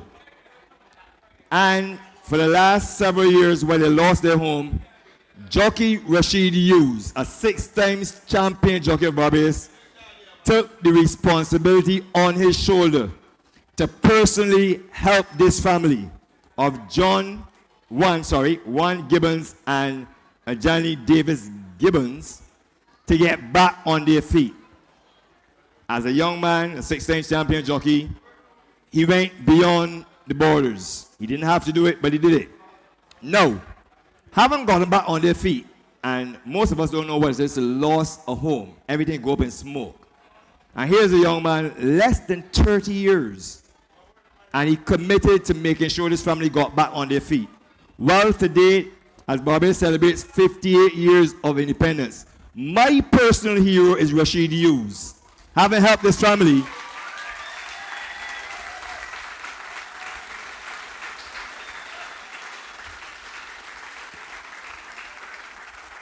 and they, in return, on getting back on their feet, acknowledge the fact that he became the champion jockey at Century Downs in Canada in his first year of riding. What a tremendous way to celebrate Barbados' 58th year of independence. I want to say many, many congratulations. And I think that Rashid Hughes is definitely the beacon of the jockey's room in terms of giving back to the sport for his spectators and helping those in need. And most importantly, the Gibbons family recognizing here's a young man, young in his career, yet to be married, still looking for a girlfriend, still don't know what conky tastes like. And he's helped them to get back on their feet. Ladies and gentlemen, put your hands together and thank you to Rashid Hughes and the Gibbons family for his tremendous way of helping him to get back on their feet. And this is the youth doing something extremely good at a time when the youth are being cried down in Barbados. Thank you, congratulations, and what a wonderful gesture by this young man. And of course, the family is eternally grateful that they gave him back to this young man on his first trip on return to Canada to win the championship. Congratulations. Thank you very much. Well done.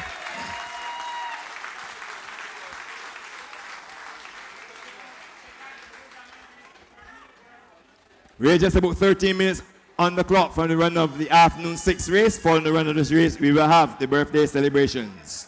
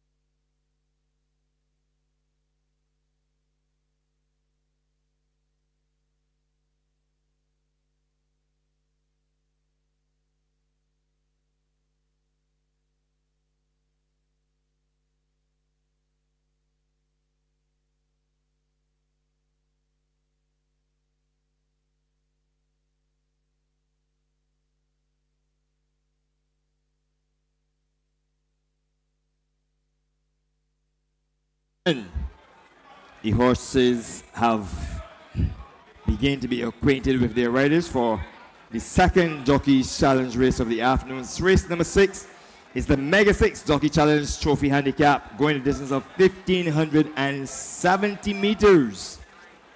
1,570 meters. And speaking of the Mega 6, I can tell you that, and it will waste no hesitation in telling you, that tonight's Mega 6 jackpot draw to be won. And remember, we have a draw tonight of the Mega 6, so you definitely wouldn't want to miss that. We have the Mega 3, the Mega 4. And tonight's Mega 6 jackpot stands at $460,000. So get your tickets. This is the Mega 6 Challenge Trophy. The Mega 6 jackpot tonight, $460,000. The Mega 6 jackpot here in this event, the Challenge Trophy Handicap, is approximately $18,000. Starters with their riders, jockeys are as follows. Number 1 is Criterion, owned by Sir David Seal, trained by Andrew Nunez, ridden by Dylan Lopez, representing the local side, 123 pounds on Criterion, who wears a left eye shield and a collar. Number 2 is Cold War, owned by CAH Racing, trained by Kenny John, ridden by Clifford Lee, representing the international side, 130 pounds, and Cold War is fitted with blinkers. Number 3, Impeachment, ridden by Rashid Hughes, who made that wonderful gesture to support a family who lost their home to fire. And he was reciprocated by the family, the Gibbons family. 125 pounds, a Taunton and Isla Delita on the Mr. R.J. Owen and Richard Dean trained 6-year-old Bear Gelding. Number 4 is King Canoe, ridden by Aaron Daniel, representing Barbados, 128 pounds, a tongue tie, and a nasal dilator. Andrew Nunez is your trainer, and Lady Seal is the owner. Ricky Walcott rides Harley's Dream for Roundtable Stud Farm. Trainer Robert Pierce, 125 pounds, blinkers, and a tongue tie is the equipment. Number 6, Mumbai, visor and tongue tie equipment. Jim Crawley is aboard. Robert Pierce is your trainer. Melrose Racing owns this 6-year-old bay horse who goes to post in post position 6, a visor and tongue tied equipment. Number 7, Cap Row Cat, in tremendous form, seeks a beaver trick. Ridden by Hector Crouch, 130 pounds, blinkers and tongue tied equipment on the Ramel Level train. Melrose Racing own 5-year-old Bear Gelding. On the outside, Kevin Krieger, that man of Golden Saints fame, rides Hot Stepper for Fearsome Foursome, trained by Andrew Nez, 123 pounds, and he represents the international side. 6 minutes on the clock to the running of the afternoon's 6th race, the second International Jockeys Challenge Trophy Handicap. I'm going to take horse number 7, Cap Row Cat, in the form of his life. 4th, 1st, 2nd, 1st, 4th, and 3 consecutive first places. If he wins today, he will make it 4 in succession.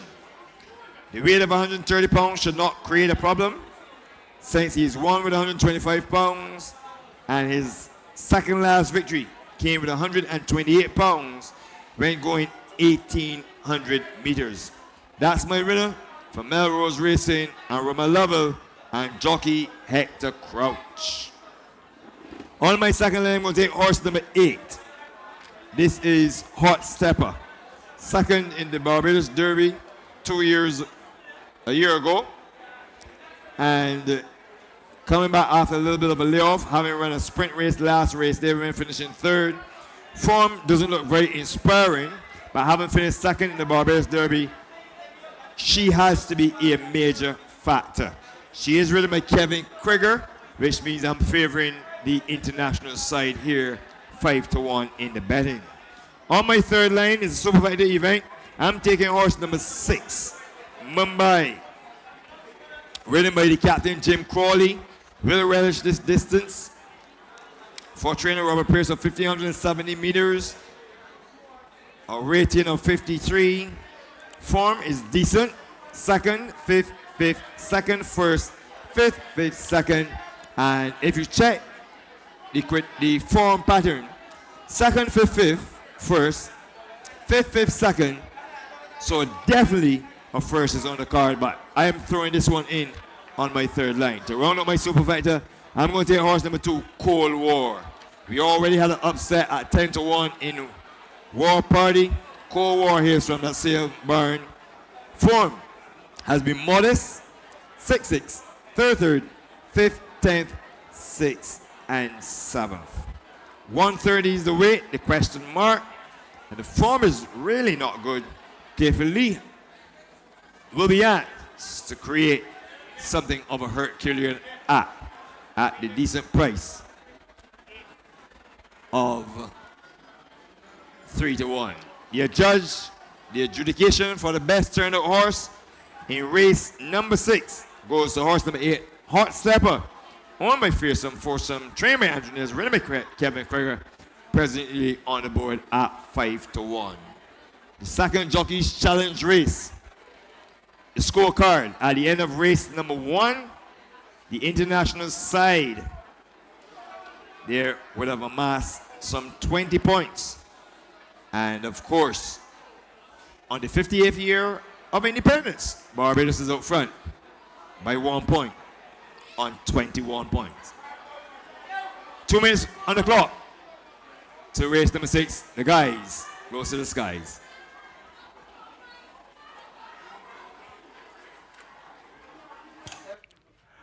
And welcome back to the Garrison as the Barbadian team has a very narrow 1 point lead after the first of the Jockey's Challenges.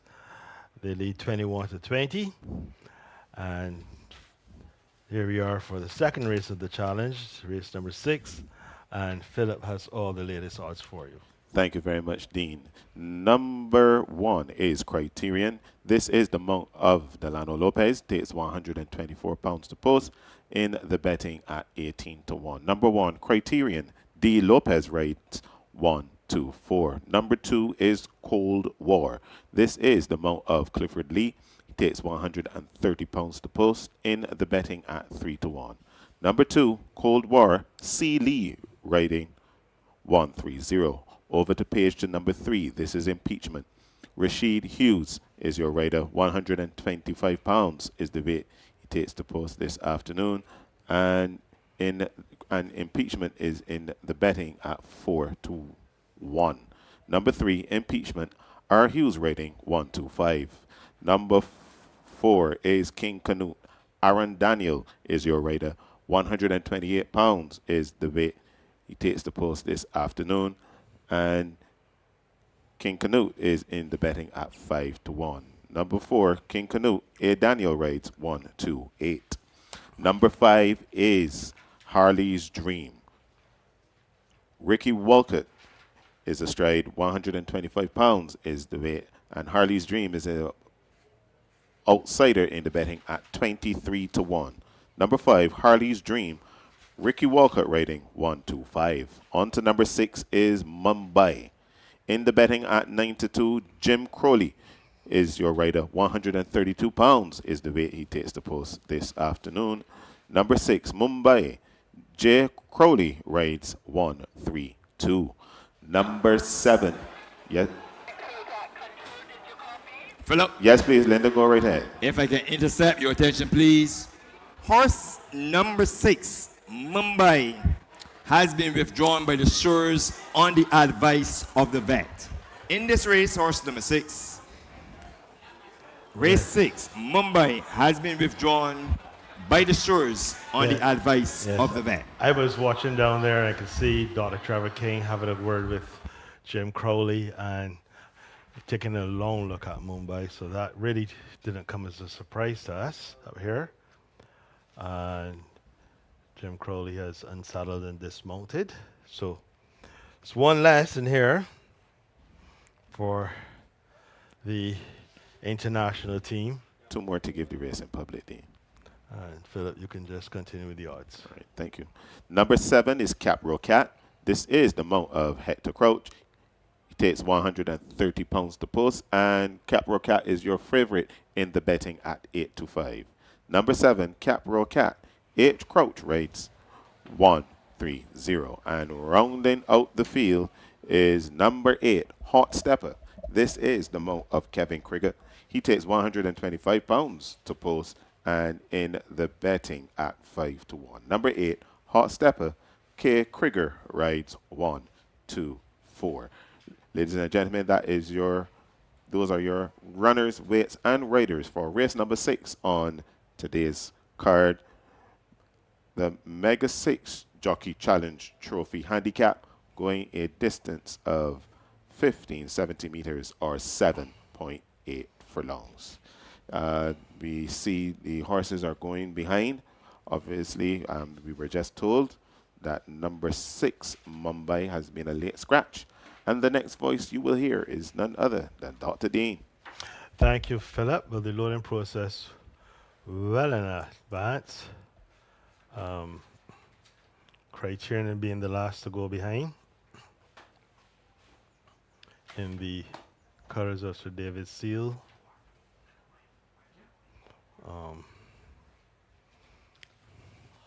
Others waiting patiently in the almost blinding sunlight as you look down the stretch at this hour of the afternoon. Nice crowd on hand for this International Jockeys Challenge. Many fans would have known of Jim Crowley and Kevin Krieger, Clifford Lee, and Hector Crouch, who represent the international riders. Barbados, of course, represented by Delano Lopez, Rashid Hughes, Aaron Daniel, Ricky Walcott. Names that are almost synonymous now with Barbadian horse racing. They're waiting for Impeachment to join the lineup along with Criterion. And a race which I think, looking at it on paper, I think it's a pretty evenly balanced as far as how the split came up with the riders. Of course, this was done all by lottery. You picked the jock, and that's who you got. You didn't have the option of saying, well, I want this rider or that rider. So it really does come down to sometimes the luck of the draw. Impeachment still giving a bit of trouble. The jock jumps off. That's Rashid Hughes, who is back with us after a really nice campaign his first year in Canada, where he actually won a championship. And they're going to try to bat Impeachment in. They brought him to the front.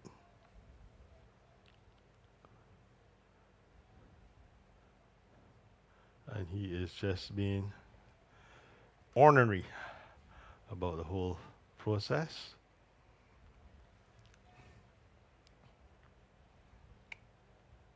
And they're backed him in. So Rashid Hughes will climb aboard. And we'll wait for Criterion, who will be the last to be brought forward.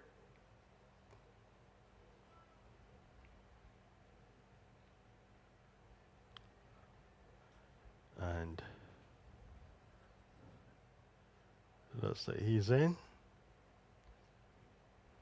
Jock just settling himself, Delano Lopez. Then they're racing, and a little slow to go was Cold War. Impeachment popped away smartly, so too did King Canute, and that's your early leader. King Canute leads in the black with blue sleeves, and the yellow jacket on the inside is Impeachment. Hot Stepper in the red and blue quarter jacket is caught a bit wide in third. Behind these is Capro Cat in the grey and green. Behind these, Harley's Dream in 2 shades of green. Criterion, black with red sleeves. And Cold War is being pushed along to try to get up to the back of the field after a hesitant beginning. The opening quarter listed as 25-4. They head down the back stretch. It is King Canute, 3 parts of a length up from Impeachment. A length and a half away to Harley's Dream. On the inside of Harley's Dream is Cap Pro Cap. Criterion is next. Towards the outside of Cremis, Hot Stepper and Cold War is still the trailer. After a half mile of 49-4. They go past Brigade House and there's a perceptible improvement of the pulse as they start their run towards the quarter pole. And King Canute continues to lead. Impeachment is second. Harley's Dream is there. Cat for Cat is next. Criterion, Hot Stepper, and Cold War still the trailer. Inside the quarter pole they come. And it's King Canute who's clinging to the lead. On the outside, here comes Cat for Cat to ask a question. And there are no more turns. And it's Cat for Cat on the right-hand drive on the inside. King Canute staying on. It is Cat for Cat and King Canute. Cat for Cat from King Canute. These two are separated themselves well away. And Cat for Cat expresses his dominance and wins it by about 2 for international team. Then came on the inside, second King Canute, tight third between Hot Stepper and Kevin Krieger, and on the outside, Criterion with Delano Lopez, and the last one home was Harley's Dream, and the winner came home in 137-4.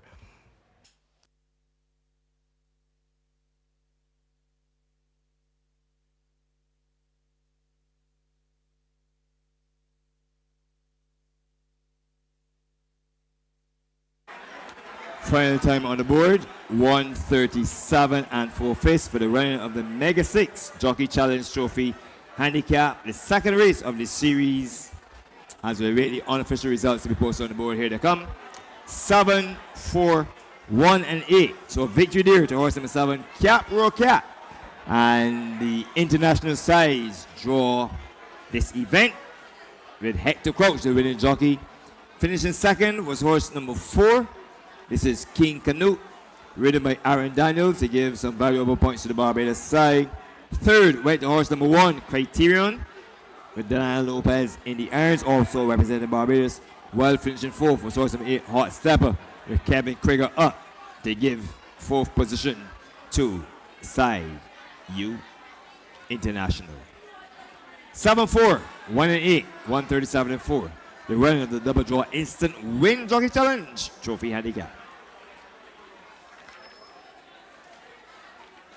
Actually, it's the Mega 6 Jockey Challenge Trophy Handicap.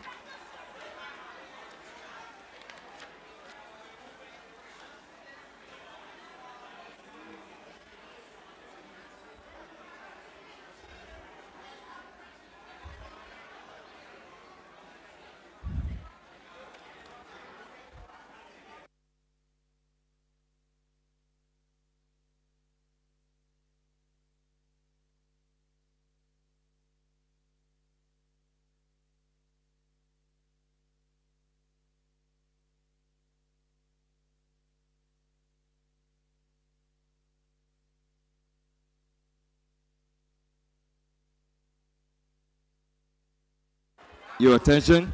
Will the driver of MY144 please remove your vehicle urgently? The driver of MY144, please remove your vehicle urgently. MU144, please remove your vehicle urgently. MU144, that driver has graciously consented. He knows he has indiscriminately parked. I'm going to ask the officers not to take him away.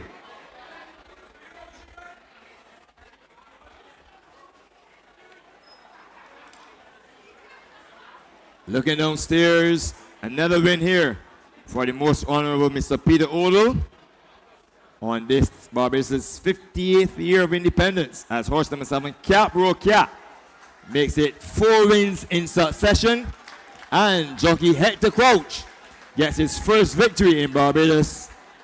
Congratulations to all concerned. Cap Row Cat, a 5-year-old bay gelding by Almador Stream Kid, owned by Melrose Racing, trained by Rama Level, and written the victory by Hector Crouch. Took along 130 pounds. Terrell Burke is your groom. Second was horse number 4, King Canute, the property of Lady Seal, trained by Andrew Nunez. This is a 4-year-old bay colt by Aristodemus with the Impress Isabella. Ridden by Aaron Daniels, took along 128 pounds. Third went to horse number 1, Criterion, Owned by Sir David Seals, the 6-year-old chestnut gelding is by Aristodemus of the Shall We Dance. So Aristodemus gets a 2-3. Ridden by Delan Lopez for trainer Andrew Nunez, and Andrew Nunez themselves gets a 2-3 as well. While finishing fourth was horse number 8, Hot Stepper. So make it a 2-3-4 for trainer Andrew Nunez, as Hot Stepper is a 4-year-old filly by Ashdan of Fernandina. On my Freesome Foursome, trained by Andrew Nunez, ridden by Kevin Quigger, 1:23. Final time, 1:37 and 4/5, and that race is unofficial, of course.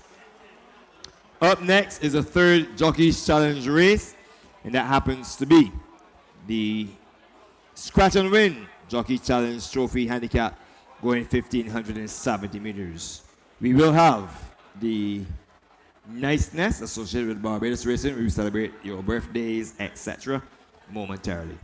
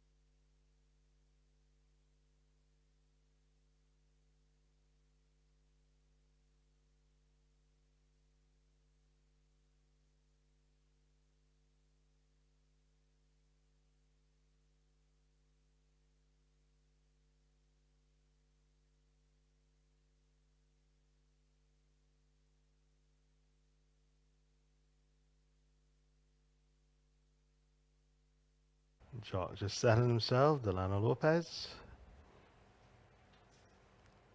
Then they're racing, and a little slow to go was Cold War. Impeachment popped away smartly, so too did King Canute, and that's your early leader. King Canute leads in the black with blue sleeves, and the yellow jacket on the inside is Impeachment. Hot Stepper in the red and blue quarter jacket is caught a bit wide in third. Behind these is Cat Pro Cat in the grey and green. Behind these, Hardy's Dreaming, 2 shades of green. Criterion, black with red sleeves, and Cold War is being pushed along to try to get up to the back of the field after a hesitant beginning. The opening quarter listed as 25 and 4. They head down the back stretch. It is King Canute, 3 parts of a length up from Impeachment. A length and a half away to Harley's Dream. On the inside of Harley's Dream is Cat Pro Cat. Criterion is next.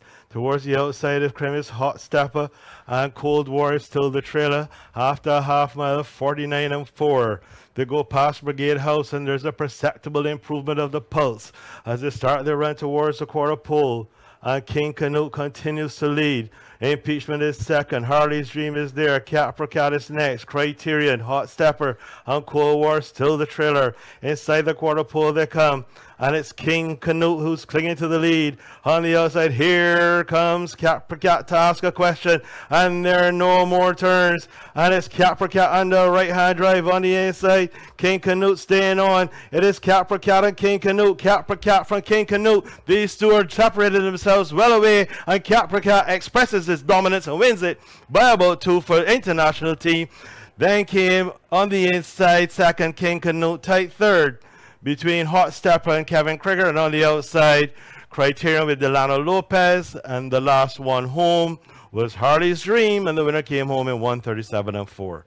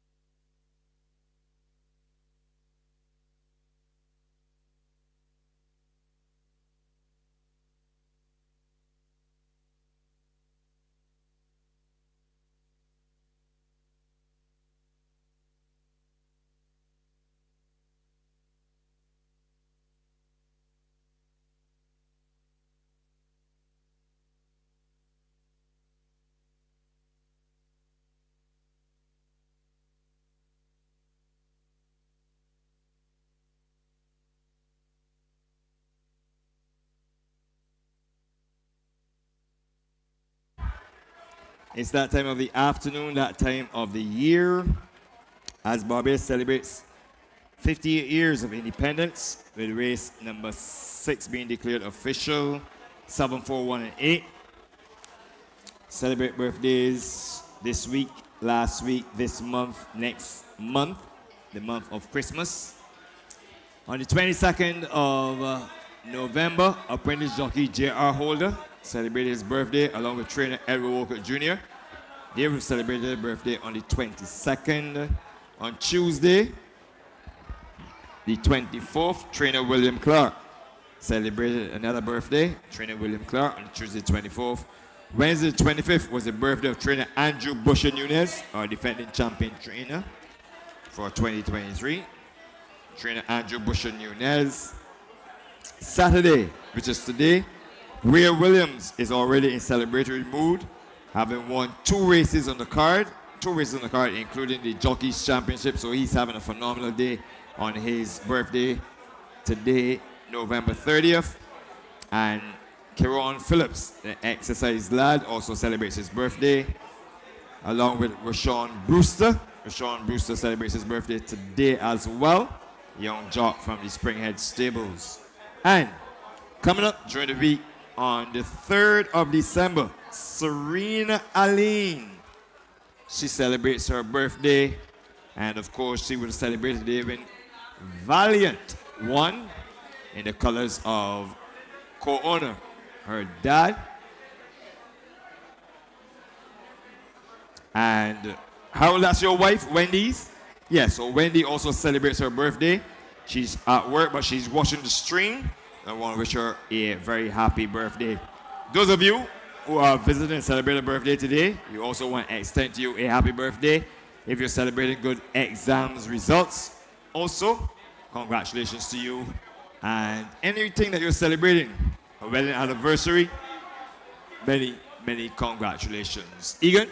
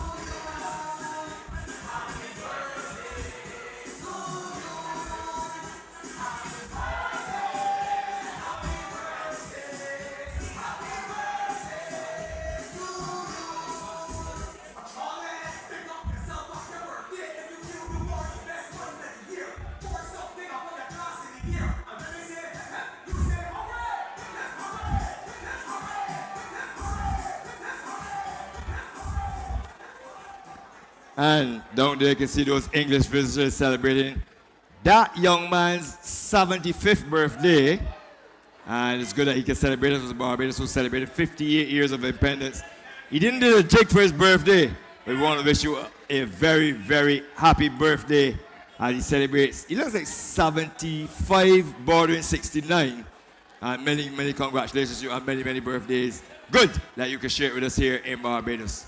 And of course, as we look forward to the Yuletide season, we want to wish each and every one of you many, many birthdays and celebrations. We're just about 18 minutes on the clock for the run of the afternoon's 7th race. The Jockeys Championship is very, very close. As we look forward to race number 7 before the penultimate race, which is the afternoon's featured race. The winner row cap paid $2.45 to win, $1.55 to place, $1.55 for running second. Horse number 4, King Canute, paid $2.50, $2.50. The 7-4 is at paid $9.55, $9.55. The trifecta of 7-4-1 paid $137.40, $137.40. 17 minutes on the clock to the running of the afternoon's penultimate race before the feature race. Not the penultimate race, but the one before the feature race. Coming up, the Barbados Surf Club encourages one and all to join us on Friday, the 6th of December. So we're going to do Friday, the 6th of December, not the Saturday. The Run Barbados Race Day. Race culminates the Barbados Surf Club's fourth day of its second racing season for the third racing season, for 2024. Entries will close on Monday, the 2nd of December at the office of the Barbados Surf Club at 10 a.m. Entries for the Barbados Surf Club's fourth day of its third racing season for 2024, entitled the Run Barbados Race Day, will close this coming Monday, the 2nd of December, at the office of the Barbados Surf Club at 10 a.m. That's one day before Serena celebrates her birthday on Tuesday, December the 3rd. The Barbados Lottery invites one and all to participate in today's activities, where they have sponsored the Barbados Lottery International Jockeys Challenge, and there are several prizes to be won. You don't want to miss out.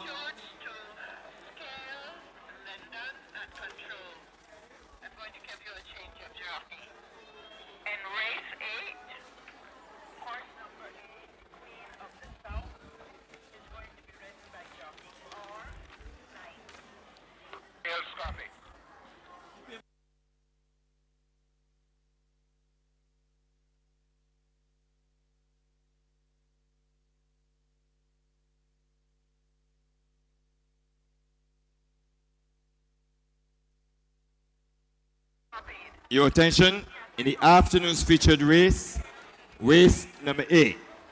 Horse number 8, Queen of the South, will now be ridden by jockey Rashad Knights. Horse number 8 in race 8, Queen of the South, will now be ridden by jockey R. Knights. Thank you.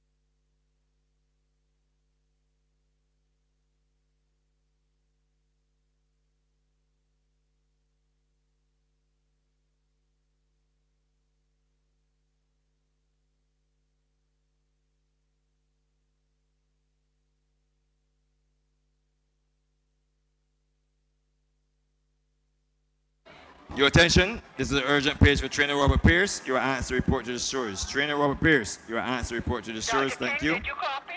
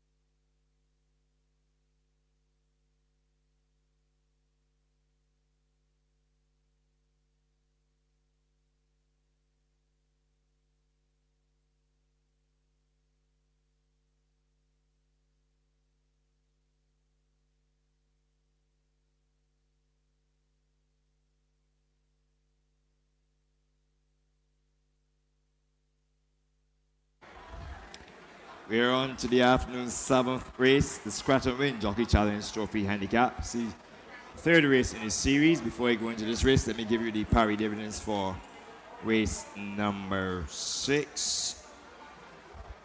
I did give you the dividends. Yeah, I did give you the dividends for race number 6. So the starters for this event, for 3-year-olds and older horses rated 25 to 15, for a purse of $15,500 are as follows.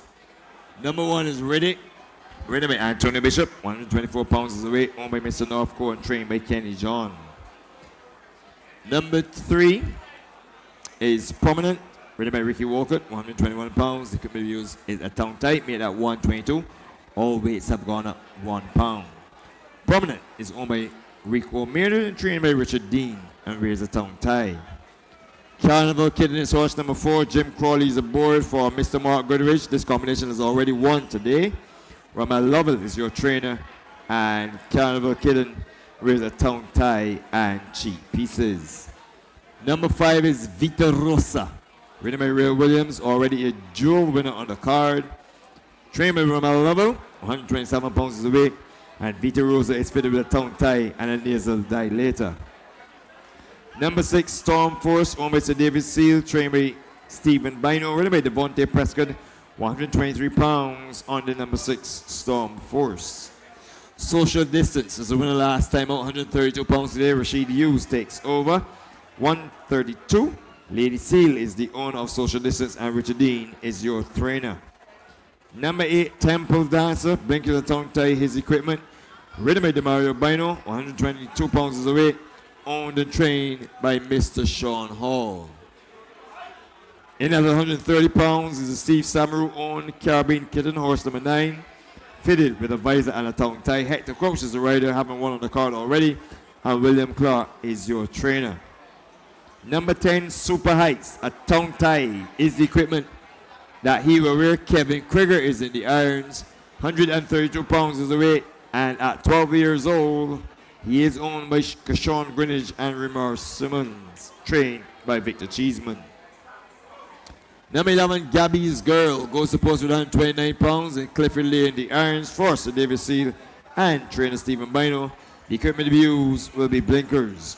Visionary is horse number 12, owned by Mark Goodrich, trained by Roma Lovell, ridden by Aaron Daniel, 125 pounds is the weight. The equipment to use a visor and a tongue tie. And on the outside, Aman Cora gets the service of Delano Lopez, 122 pounds is the weight, with Andre Medford as your trainer. And this pair is drawn on the outside. Aman Cora wears a tongue tie and cheap pieces. This race orange pie forecast.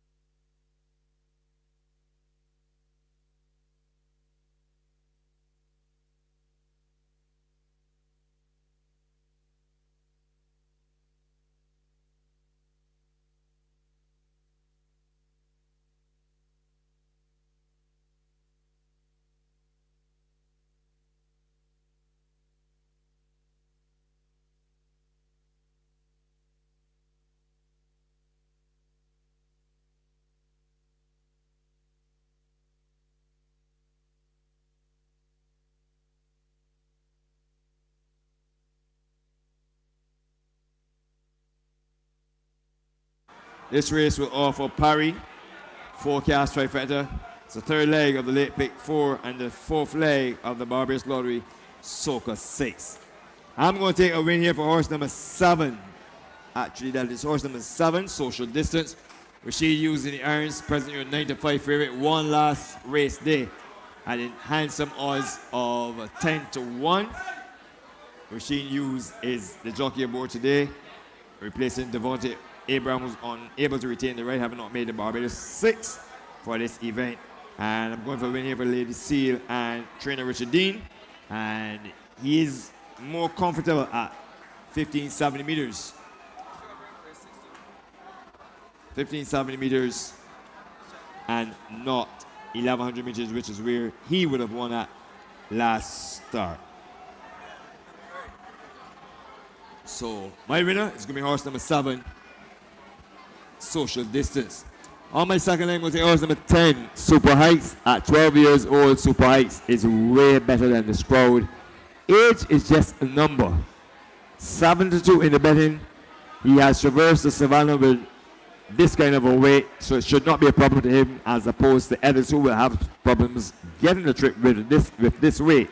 And he falls on my second line, horse number 10, Super Heights. And the racing for Keyshawn Greenwich, Ramar Summers, and trainer Victor Stevens on a Kevin Krieger. On my third line was the horse number 1, Riddick. Now, Riddick has done not so well of late.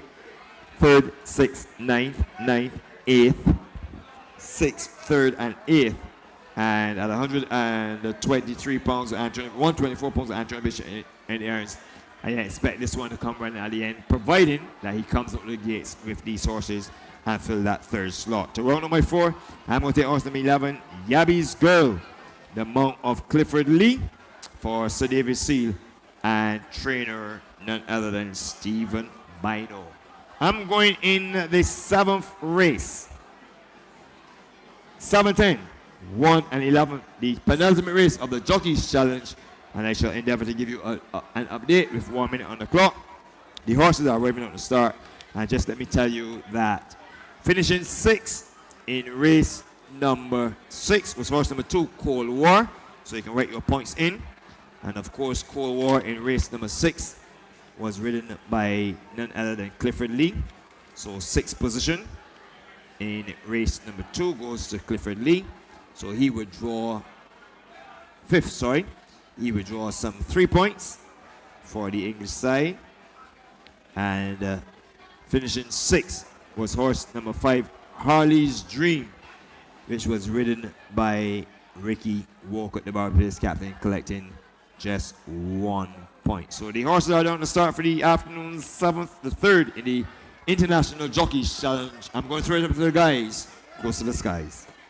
Thank you very much, Lyndon. As the horses are on their way to the start, we have, it's the Scratch and Win Jockey Challenge Trophy Handicap going 1570 meters or 7.8 furlongs.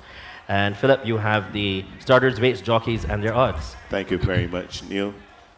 Number 1 is Riddick. This is the mount of Antonio Bishop. 122 pounds is the weight he takes the post this evening.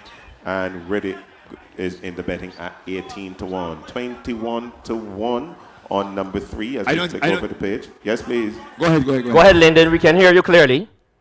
Okay. Sorry. Number 3 is prominent in the betting at 21-1. This is the mount of Ricky Walcott, and he takes 122 pounds to post. Number 3, prominent, Ricky Walcott rating 1-2. Number 4 is Carnival Kitten. This is the mount of Jim Crowley. 129 pounds is the weight he takes the post this afternoon in the betting at 16-1. Number 4, Carnival Kitten. Jay Crowley rides 129. Number 5 is Vita Rosa in the betting at 4-1.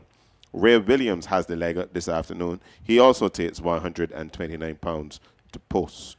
Number 5, Vita Rosa, R. Williams riding 129. Number 6 is Storm Force. This is the mount of Devante Prescott. He takes 124 pounds to post in the betting at 20-1. Number 6, Storm Force. D. Prescott riding 124. Number 7 is your favorite in the race at 2-1. This is Social Distance. Rashid Hughes has the leg up this afternoon. 131 pounds is the weight going to post. Number 7, Social Distance. R. Hughes riding 131. Number 8 is Temple Dancer, an outsider in the betting at 33-1. The Mario Bino is your rider. 122 pounds is the weight he takes to post. Number 8, Temple Dancer. D. Bino rating 122. Number 9 is Caribbean Kitten. This is the mount of Hector Crouch. He takes 130 pounds to post. And Caribbean Kitten is in the betting at 8-1. Number 9, Caribbean Kitten, H. Crouch, riding 130. Number 10 is Super Heights. This is the mount of Kevin Krieger. He takes 132 pounds to post and in the betting at 9-2. Number 10, Super Heights, K. Krieger rides 132. Number 11 is Gabby's Girl. Clifford Lee is your rider. 129 pounds is the weight going to post with this evening and in the betting at 7-1. Number 11, Gabby's Girl, C. Lee rides 129. Over the page now to number 12. This is Visionary. Aaron Daniel is your rider. 126 pounds is the weight he takes to post in the betting at 5-1. Number 12, Visionary. A. Daniel riding 126. And rounding out the field is horse number 13 in the betting at 40-1. Aman Cora. Delano Lopez is your rider. 123 pounds is the weight. Number 13, Aman Cora. D. Lopez riding 123. Ladies and gentlemen, those are your runners, weights, and riders for race number 7 on today's card. The Scratch and Win Jockey Challenge Trophy Handicap, going a distance of 1570 meters or 7.8 furlongs. The horses are going behind the stall, the starting gate, and the next voices you would hear is Neil Gill. Thank you very much, Philip. Neil, Yes, Lyndon. just before you come in, just let me notify the fans that for every horse that is scratched out of the Jockey's Challenge race, you are awarded 4 points. And at the moment, the international side have 47 points to the local side, the Barbados Super 6, who are on 39 points. So, some work to do here, and urgently. Thank you very much, Lyndon, as the horses are now in at the gates. Seems as though they have them all in. I can still see Visionary. That's the gray. One of two in here for Mark Goodrich and Romel Lovell. Caribbean Kitten is also in there. So we have two kittens, in here, Carnival Kitten and Caribbean Kitten. Starter raises his flag and he sends them racing for the 7th race, the Scratch and Win Jockey Challenge Trophy Handicap, going a distance of 7.8 furlongs. And uncharacteristically, Amancora is the one who's going to lead them all. So it's Amancora who's going to bring them onto the chute for the first time. Along the rails is Storm Force, pulling absolutely double in the middle of the course. One is Caribbean Kitten. Then between horses is Social Distance. Vita Rosa is the next one through, followed by Prominent. As they pass the 5.5 furlong pole, the next one through then is Riddick, who moves nicely along the rails. Visionary is there. Then comes Temple Dancer. The old stage, the Super Heights is the next one through, followed by Carnival Kitten. And at the back of affairs is Gabby's Girl. 25-4 for your opening quarter, and they're duking it out as they go past the 4. And it is still Amancora in front now by a very short head. From on the outside is Caribbean Kitten. They've gone on now by a length or so, then to Social Distance, who's traveling like an absolute dream on the outside. Then we can see on the outside of that one is Riddick doing very well as well. Then come in with a run is Visionary. On the outside of Visionary, it looks like that one is Vita Rosa, who's also running well. As they've done the half in 49-2 as they've come to the mile marker. And it looks like on the outside, Caribbean Kitten, who puts his head in front. It's Caribbean Kitten. We can see the gray on the outside. That one is Visionary. Inside the final furlong, they come and Riddick switches to and picks it up. It is Riddick now who picks it up. Now one goes away. Here comes Visionary with a challenge. It is on the outside, Visionary and Riddick. Riddick and Visionary. But Riddick, Bishop, punches the air, he wins it now. Riddick wins it from Visionary. Then came on the inside, running well was Caribbean Kitten. Super High stops up the top 4. And a long way back to Carnival Kitten in 139 flat. In a moment, the unofficial place is for you.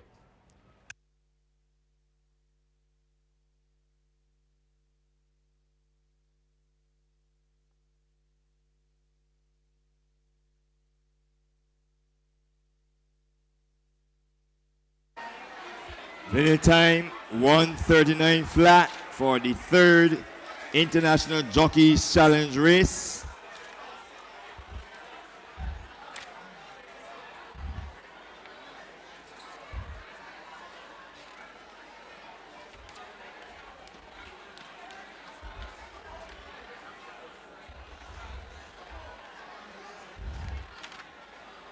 On the board unofficially, 1, 12, 9, and 10. 1, 12, 9, and 10. The unofficial results of the 7th race, which is the 3rd International Jockeys Challenge. And of course, that's the Scratch and Win Jockeys Challenge Trophy Handicap over 1570 meters. A win there for number 1, Riddick, an upset win. 2nd, number 12, Visionary. 3rd, number 9, Caribbean Kitten. And 4th, number 10, Super Heights. 112, 9 and 7. 9 and 10, sorry.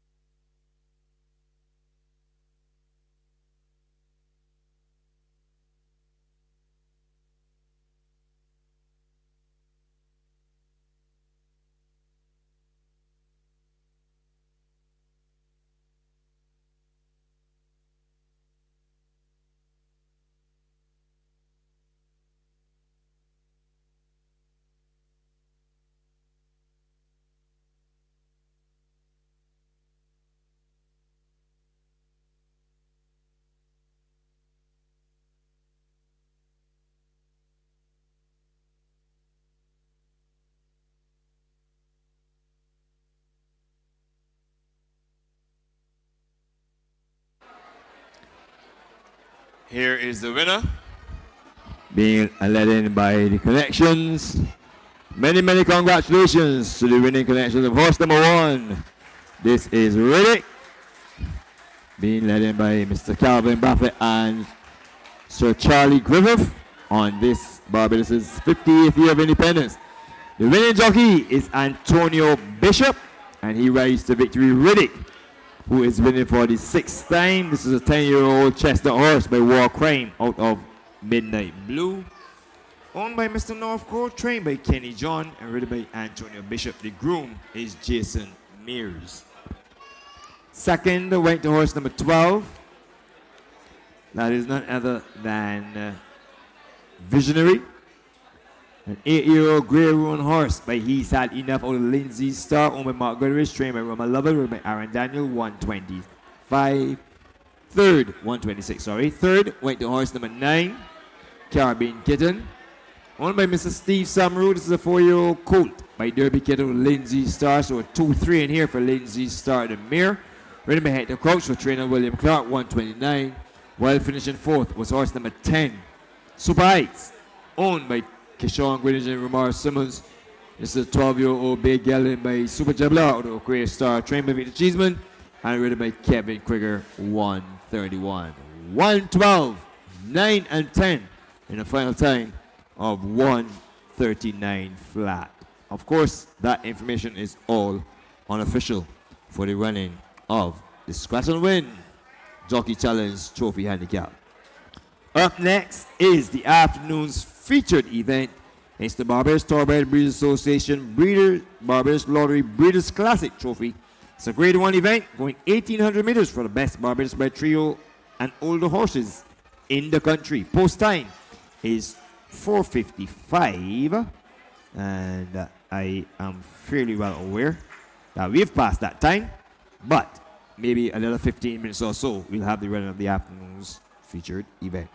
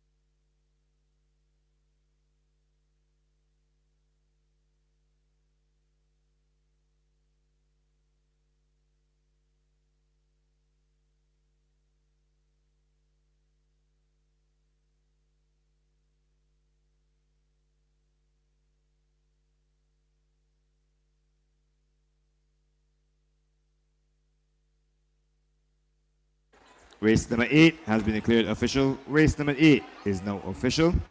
And the official order of finish. It will show first horse number 1, Riddick. Second place, going to horse number 12, Visionary. Third, horse number 9, Caribbean Kitten. And fourth, horse number 10, Super Height. Two in here, Carnival Kitten and Caribbean Kitten. Starter raises his flag, and he sends them racing for the 7th race, the Scratch and Win Jockey Challenge Trophy Handicap, going a distance of 7.8 furlongs. And uncharacteristically, Amancour is the one who's going to lead them all. So it's Amancour who's going to bring them onto the chute for the first time. Along the rails is Storm Force, pulling absolutely double in the middle of the course. One is Caribbean Kitten. Then between horses is Social Distance. Vita Rosa is the next one through, followed by Prominent. As they pass the 5.5 furlong pole, the next one through then is Riddick, who moves nicely along the rails. Visionary is there. Then comes Temple Dancer. The old stage, the Super Heights, is the next one through, followed by Carnival Kitten. And at the back of affairs is Gabby's Girl. 25-4 for your opening quarter, and they're duking it out as they go past the 4. And it is still Amankura in front now by a very short head. From on the outside is Caribbean Kitten. They've gone on now by a length or so, then to Social Distance, who's traveling like an absolute dream on the outside. Then we can see on the outside of that one is Riddick doing very well as well. Then come in with a run is Visionary. On the outside of Visionary, it looks like that one is Vita Rosa, who's also running well. As they've done, they half in 49-2 as they've come to the mile marker. And it looks like on the outside, Caribbean Kitten, who puts his head in front. It's Caribbean Kitten. We can see the gray on the outside. That one is Visionary. Inside the final furlong, they come and Riddick switch to and picks it up. It is Riddick now who picks it up. Now one goes away. Here comes Visionary with a challenge. It is on the outside, Visionary and Riddick. Riddick and Visionary. But Riddick, Bishop, punches the air, he wins it now. Riddick wins it from Visionary. Then came on the inside, running well was Caribbean Kitten. Super High stops up the top four, and a long way back to Carnival Kitten in 139 flat. In a moment, the unofficial place is for you.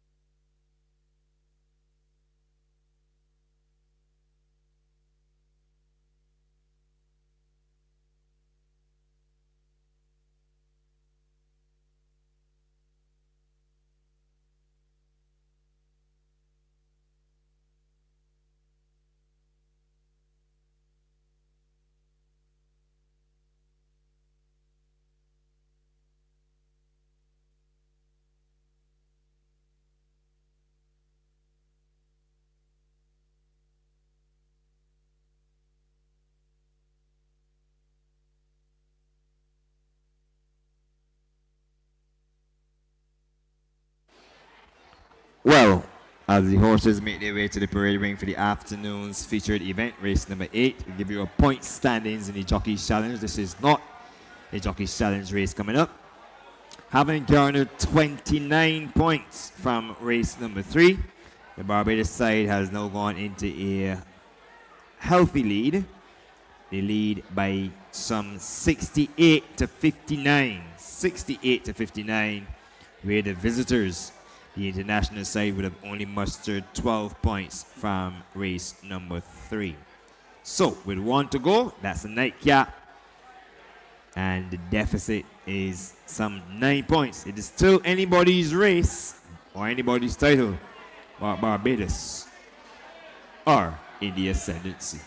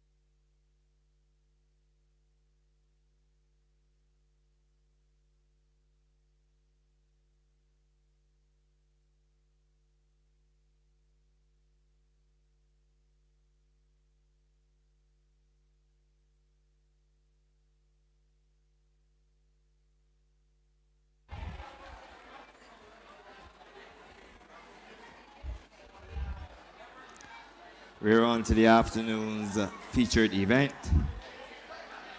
And it's the Barbados Thoroughbred Breeders Association Barbados Lottery Breeders Classic.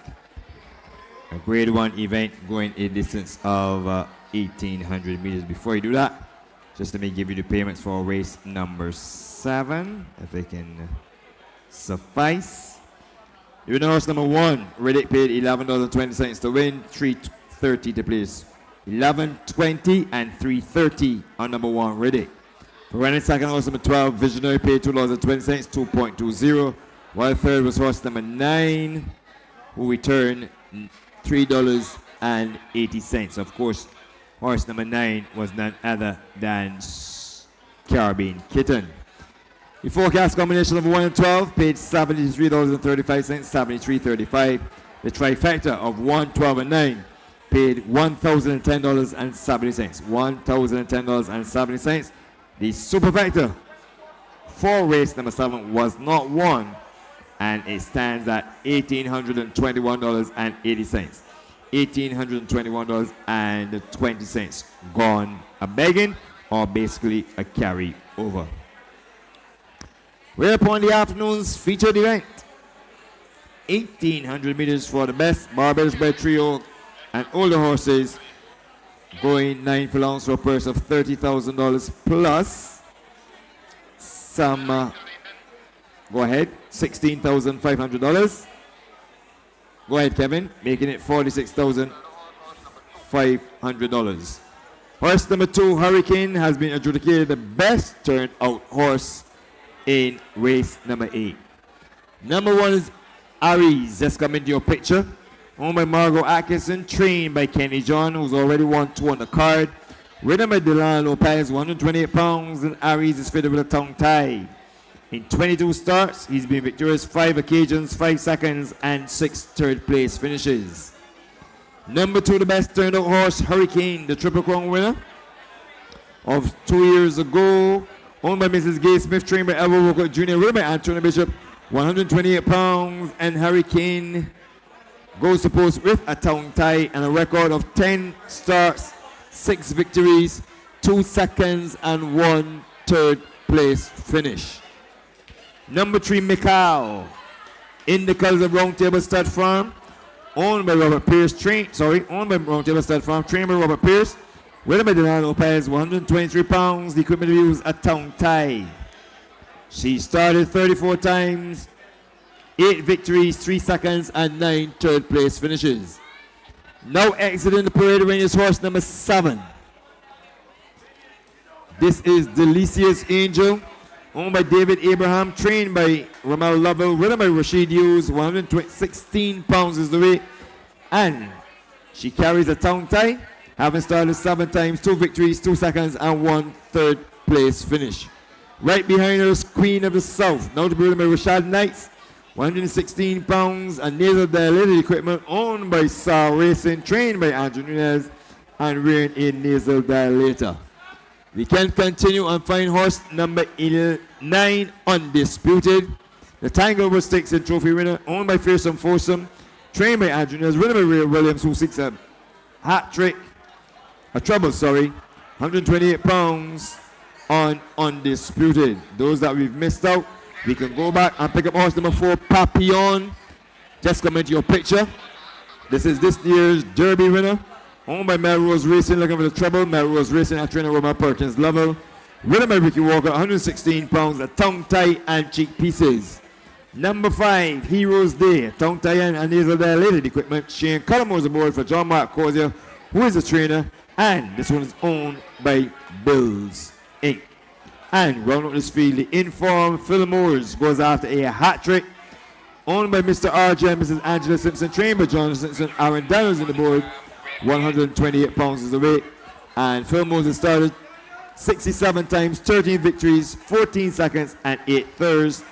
Likewise, Heroes Day has started 9 times with just a solitary victory, 3 third place finishes. And Papillon owns another win along with a Derby win, which is a maiden win, 1 second, and 2 third place finishes. This race offers Parry, Exacta, Forecast, Win. The first leg of the late Daily Double, and the 4th and final leg of the late Pick 4, and the 5th leg, or the penultimate leg, of the Barbados Lottery, Soca 6. I am not going to oppose Hurricane. 3-2 in the betting. This tropical phenom, remember today is the last day of the Atlantic hurricane season, so it would be most appropriate if Hurricane can get the job done here for Mrs. Gay Smith. 6 victories in 10 starts, phenomenal. A little bit of a layoff, having had his issues with 1 or 2 niggling injuries. But, as I said, to bring the Atlantic hurricane season to a close, I expect this one to come crashing down at the Garrison Savannah under Antonio Bishop and give him a double, having just won on the 11-1 shot, 10-1 shot, Riddick. So I'm expecting Hurricane for Mrs. Gay Smith and Elwood Walker Jr. and Jockey Anthony Bishop to get the job done here at 3-2. On my second leg, I'm going to go downfield to the 2-1 shot, Undisputed. Second in his Derby. And comes here, the winner of the Tango Stakes and Trophy over 10 furlongs will not be disadvantaged, where Williams and Saddle has done exceptionally well with these big weights, and I expect it to be a 2-horse affair. On my third line, I am going to invest in horse number 3, Mikal. Hardly fires a bad race, 14-1. The Mario Binary earns 123 pounds, which is right up her alley, but she does well at the distance. But usually with one or two who are maybe 10 to 15 pounds better than her, she would normally run on for a place position.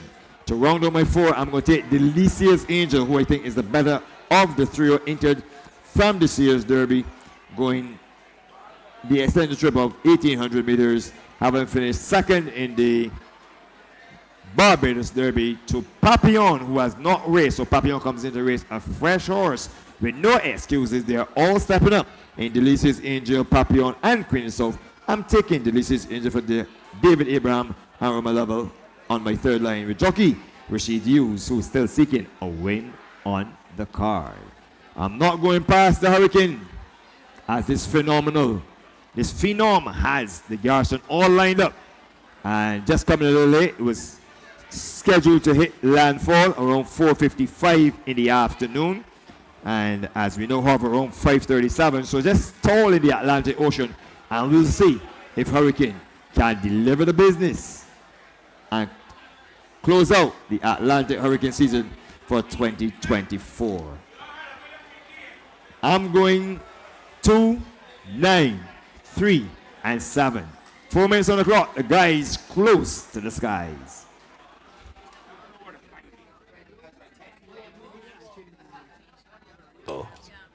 And welcome back to the Garrison Savannah, where the horses are making it there down to the start. For the feature race on the day's card, the Barbados Lottery Breeders' Classic Trophy.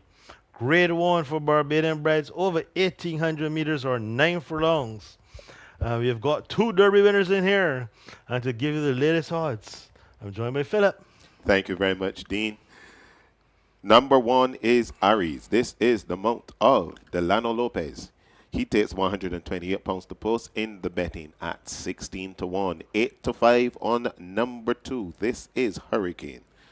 Antonio Bishop is your rider. 128 pounds is the bet in the betting at 8 to 5. Number 2, Hurricane. Air Bishop riding 1, 2, 8. Number 3 is Mikhail in the betting at 13 to 1. The Mario Bino has a leg up this evening. 123 pounds is the weight. Number 3, Mikhail. D Bino riding 1, 2, 3. Number 4 is Papillon, your Derby winner of this year. In the betting at 6 to 1. Ricky Walker is astride, 116 pounds is the weight. Number 4, Papillon. Ricky Walker rides 116. Number 5 in the betting at 16 to 1. This is Heroes Day. Shane Cullimore is your rider, 121 pounds is the weight. Number 5, Heroes Day. S. Cullimore rides 121. Number 6, flicking over the page, is Phil Moores. This is the mount of Aaron Daniel. 128 pounds is the weight. And Phil Moores is in the betting at 6 to 1. 10 to 1 on number 7, Delicious Angel. This is the mount of Rashid Hughes. 119 pounds is the weight he takes to post this afternoon. Number 7, Delicious Angel. R. Hughes rides 119. Number 8 is Queen of the South. Rashad Knights has the irons. 117 pounds is the weight he takes to post. And Queen of the South is in the betting at 18 to 1. Number 8, Queen of the South. R. Knights rides 117. And rounding out the field, number 9, Undisputed, in the betting at 9 to 5. Ray Williams is astride. 128 pounds is the weight he takes to post this afternoon in the betting at 9 to 5. Number 9, Undisputed. R. Williams rides 128. Ladies and gentlemen, that is your field for the feature race on today's card. The Barbados Lottery Breeders' Classic Trophy for Grade 1 horses going a distance of 1,800 meters, or as we like to call it, 9 furlongs. The next voice you would hear is that of Dr. Dean Springer. Thank you very much, Philip. And Hurricane is your favorite. Not race since August. On that occasion, he was sprinting and finished behind Dominus, Dancing Prospector. So you can't knock him on that run. His start before that was a winner on December 23rd, which was Boxing Day, December 2023. On that occasion, also sprinting. His last trip over any serious distance of ground would have been over 2,000 meters. And on that occasion, he came home a relatively easy winner, chased home by Aries, who is also here this afternoon. It's interesting, we have two Derby winners. We have Hurricane and this year's Derby winner, Papillon. So we will be getting to see a real good evaluation of how good this crop of 3-year-olds are, as they'll be taking on some older, tough campaigners. Yeah, definitely, Dean. And you know the Hurricane. Hurricane is really a class act. Yeah. You know. So And then you've got these some solid Your horses. attention, please. go ahead. This is an urgent call for parents to ask and withhold your children from running inside the home stretch. Those kids who are on the inside of the home stretch, we're going to ask you to remove yourself, and parents, you are asked to hold your charges as race number 8, the feature race is about to go off. So we will kindly ask that you clear the inside home stretch. No individuals are allowed on the racetrack itself, and we don't want to have any harm or injuries caused. So will you kindly make your way behind the rails in the home stretch? Thank you. Thank you, Ashley. And then, as I was saying, we've got some good old horses in here. Besides Hurricane, we've got the solid performers like Aries, Fillmore's, who hardly ever runs a bad race. Mikhail as well. Mikhail as well. And then we've got these 3-year-old upstarts. Yes, If you just ask the patrons on the inside of the home stretch, just to make your way off the track, you are not allowed to converse on the track. Do not encroach on the track. We're going to ask those of you, we're going to ask security personnel to assist us with getting those patrons, especially the little children, off the inside of the home stretch. Yes. On the outside part of the track, we're going to ask you to go beyond the rails for your own safety and the safety of the jockeys, horses, and all concerned. Thank you. Thank you, Lennon. Yes, it would be nice for them to move, and hopefully security will take care of that matter for us.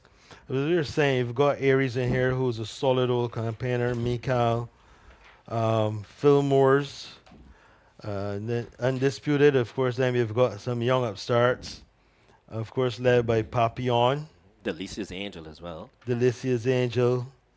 So I think it's going to be, youth versus experience this afternoon. And it is a good chance to evaluate how good our 3-year-old crop this year is.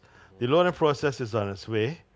We've still got outside Queen of the South, Dean, Undisputed. Yes, if you Lennon. could just spare me maybe 10 seconds to ask security I think- personnel to assist us with getting those patrons off the Yes. outside part of the home stretch. Yes, I see someone That is is not walking up. allowed, so we can ask patrons, especially those parents, to hold your charges and to keep off the track itself. Yes, I Not can only see- for the safety of the horses and jockeys, but for the safety of all concerned, including themselves.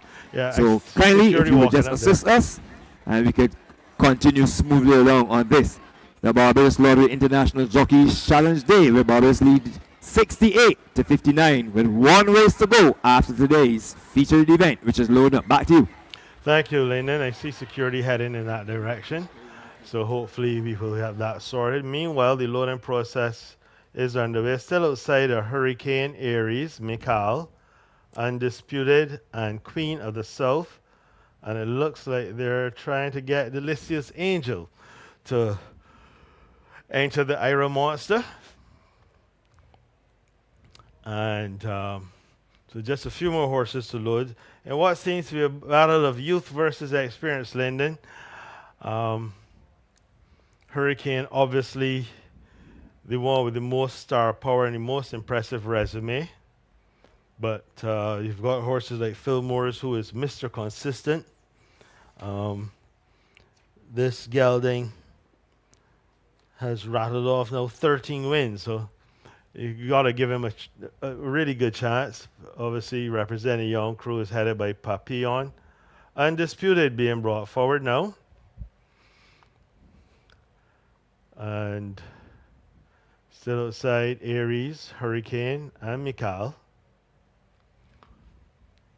So we've just got about 4 more to load. And I can tell you that security personnel have managed to get the intruders of the racetrack back behind the outside rail where they ought to remain. As you said, not only for their own safety, but for the jockeys and horses. I don't understand why someone would want to stand on a racetrack when you have horses traveling at upwards of 30 miles an hour coming towards them.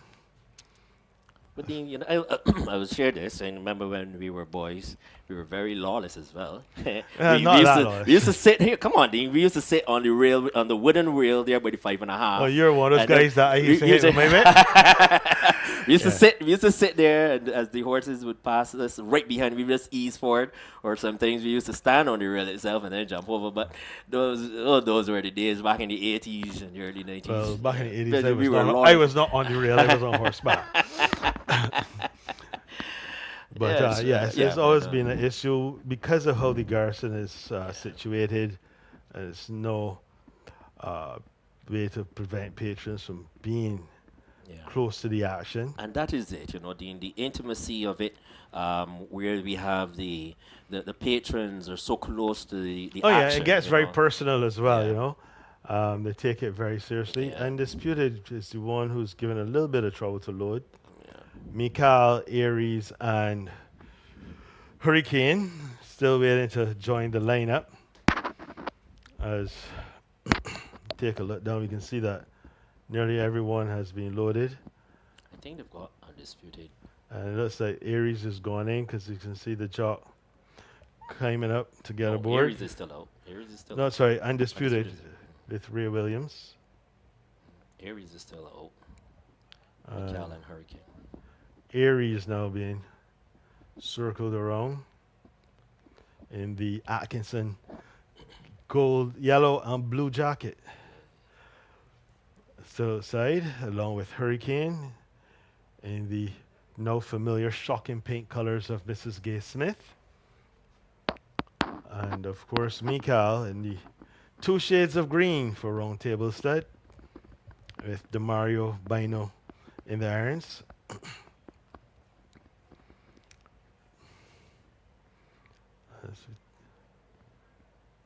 They're still waiting on Aries and give the arms a rest of holding up these binoculars. Yeah, Aries is going in. So after a while, they do get a bit heavy. So we're waiting on Hurricane and Mikal as starters on the rostrum. He's looking him over. Hurricane comes up. He's an old stager. He understands the game. He goes in, and Dean, they're just waiting for Mikal. So Mikal comes forward. So she should also know this quite well. The others already standing quietly as Mikal, she comes forward. They're jogging her up. She goes in. Dean, your call. They're all in. Starter raises a flag, lights flashing.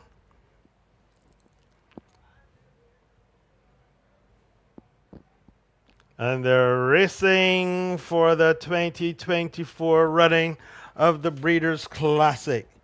And who pops away smartest of all? None other than Hurricane. He's your leader, the favorite. Antonio Bishop has decided he'll take no prisoners. That's your leader. Behind these is Phil Moores. Towards the outside, Delicious Angel. Queen of the South is next, turning into the stretch. Behind these is Mikal. Aries is next. Heroes Day, then Papillon. And the back marker is Undisputed. They've got just about a circuit to run after easy opening quarter of 26-1. And it's Hurricane in the shocking pink who leads. Delicious Angel. Blue with Stars is on the outside second. On the inside, Yellow Jacket of Fillmore's. Queen of the South in orange is next. Mikal in the 2 shades of green. Then Aries in yellow and blue. Behind these is Heroes Day in the white jacket. Going up is Undisputed. And the Derby winner, Papillon, is the back marker. The half completed in 50-4. And they're round the far turn. And the leader is Hurricane, still in front by about 2 lengths now to Fillmore's. On the outside, the Lycius Angel runs a big race. Queen of the South is next. Then Mikal. Heroes Day all dressed up but needs an invitation. Then Undisputed. Papillon has a lot to do. Aries is also in trouble as they come inside the quarter pole. And the leader is still Hurricane, trying to keep the colors clean. And he's got a seam of daylight between him and on the inside. Fillmore's white on the outside. Here's Mikal with a grand run. This Lycius Angels hanging around, and there are no more turns in the Breeders' Classic. And it's Hurricane under right-hand drive. Fillmore staying on his second, but you can call for the bacon. These eggs have been cracked and scrambled. It is Hurricane from Go to War. Wins it from Fillmore's. Close third between Papillon on the inside, the Lycius Angel and Queen of the South. The last one home is Mikal. In a moment, a recap for you.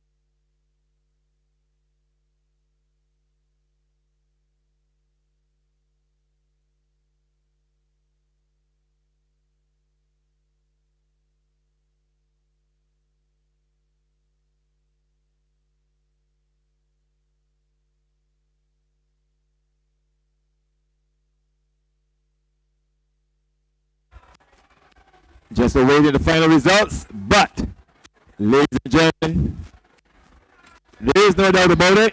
I'm pretty sure we have seen the last hurricane of the 2024 Atlantic hurricane season, which culminates today, Independence Day, the final time, as posted on the board, 154 and 4/5.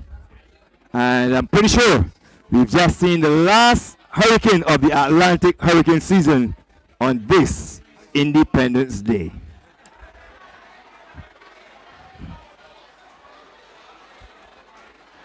Very, very soft fractions. 26 and 1, 50 and 4, 117, a mile in 141 and 3. And no doubt about what time Hurricane was going to make landfall.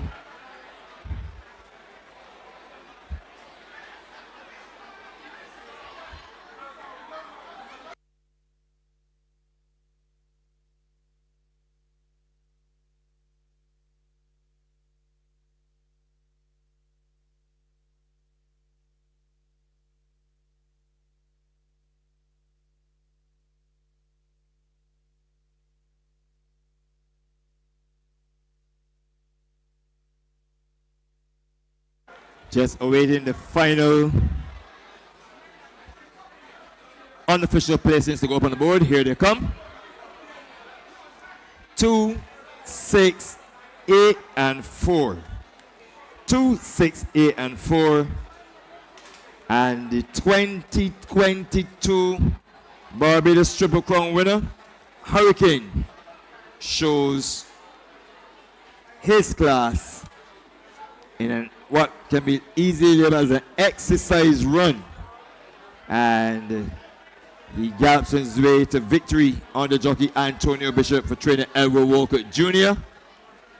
Many, many congratulations. Second, horse number 6. And of course, horse number 6 is Fillmore's, running into a rich patch of form. Third, horse number 8, Queen of the South. The first of the trios to hit the board against older horses. While finishing 4th was horse number 4, Papillon, the Derby winner of 2024, running a decent race to finish 4th. 2, 6, 8, and 4.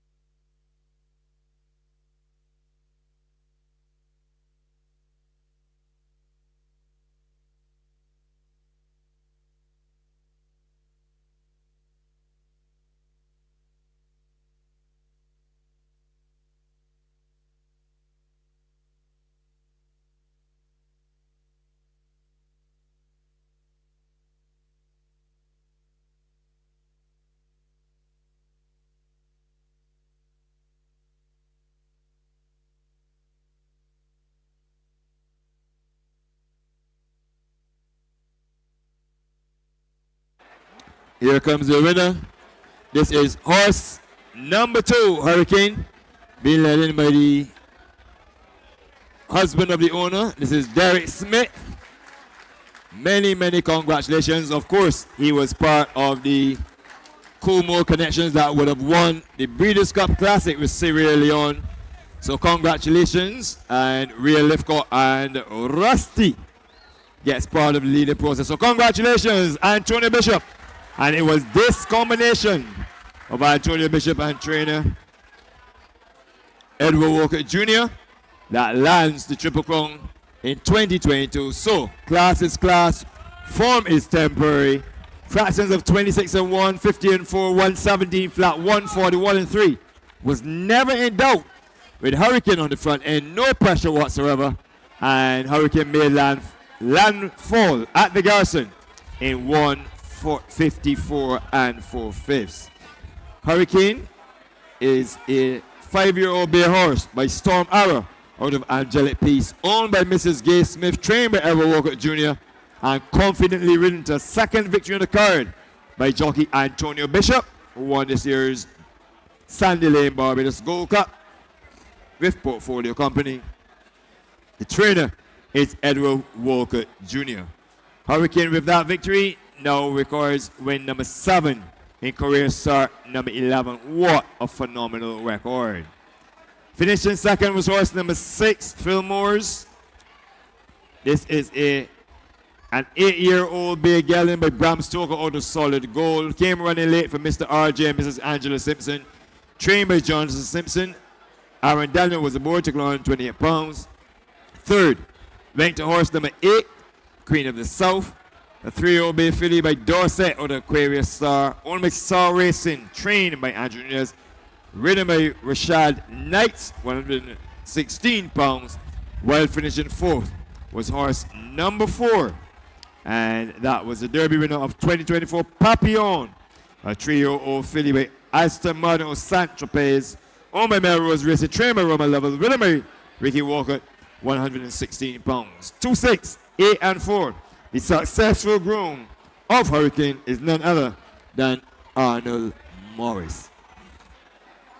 Up next is the nightcap, and in the nightcap, it's the final race of the Barbados Lottery International Challenge, Jockeys Challenge, and this is the Pick 3 Mega Ball Jockeys Challenge Trophy race, which goes 1,100 meters, a full field of 12 to contest the final event. Barbados leads 68-59. It will go down to the 6th position, or the first 6th position in this event.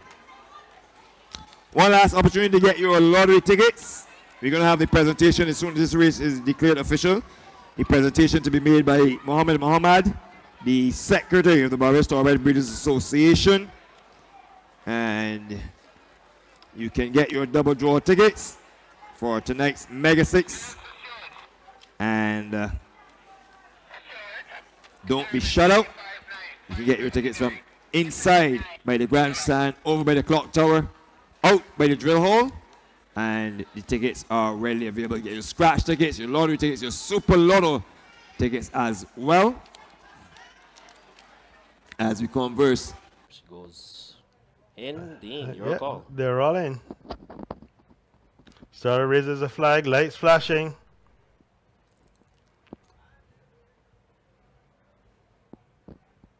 And they're racing for the 2024 running of the Breeders' Classic.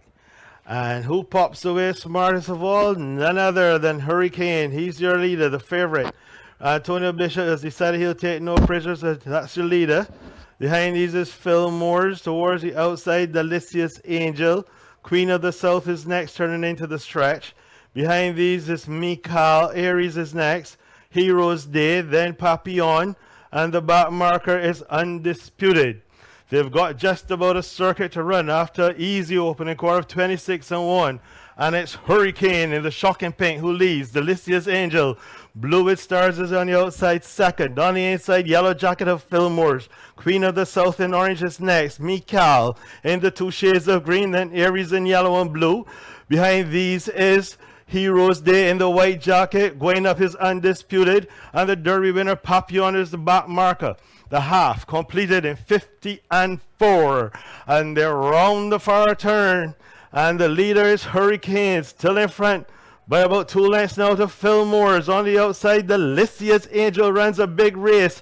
Queen of the South is next. Then Mikal. Heroes Day all dressed up but needs an invitation. Then Undisputed. Papillon has a lot to do. Aries is also in trouble as they come inside the quarter pole. And the leader is still Hurricane, trying to keep the colors clean. And he's got a seam of daylight between him and on the inside. Fillmore's white on the outside. Here's Mikal with a grand run. This Angels hanging around, and there are no more turns in the Breeders' Classic, and it's Hurricane under right-hand drive. Fillmore staying on his second, but you can call for the bacon. These eggs have been cracked and scrambled. It is Hurricane from Go to War. Wins it from Fillmore's. Close third between Papillon on the inside, Delicious Angel, and Queen of the South. The last one home is Mikal. In a moment, recap for you.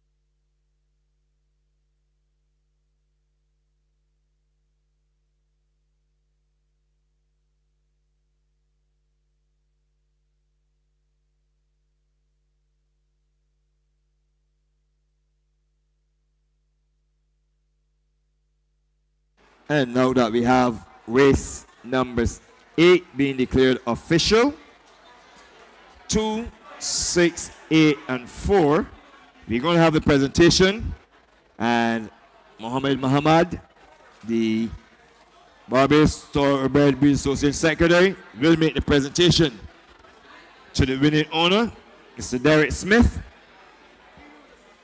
So, the presentation to the winner of horse number 2, Hurricane, being made by the Secretary of the Barbados Thoroughbred Breed Association, Muhammad, and gate 2, the successful owner, Mr. Derek Smith.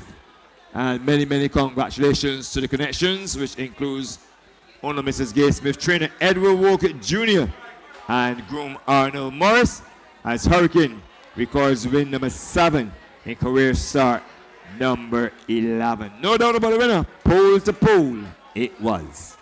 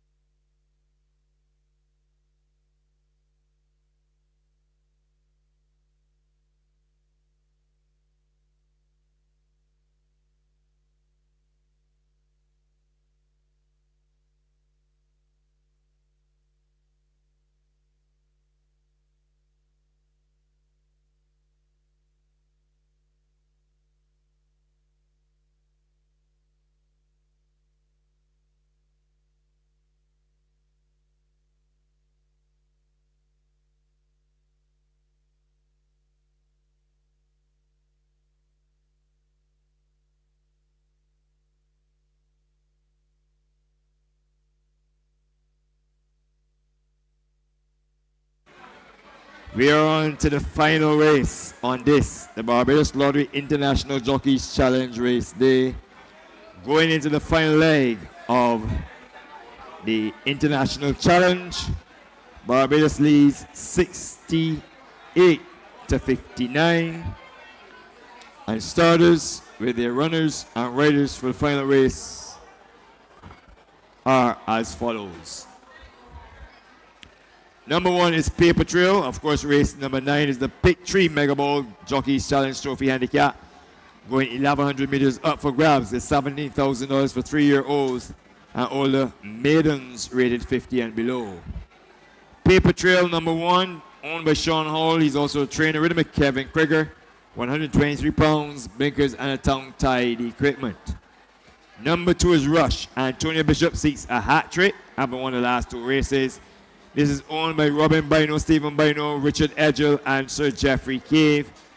Stephen Bino is a trainer, 128 pounds, and number 2, Rush.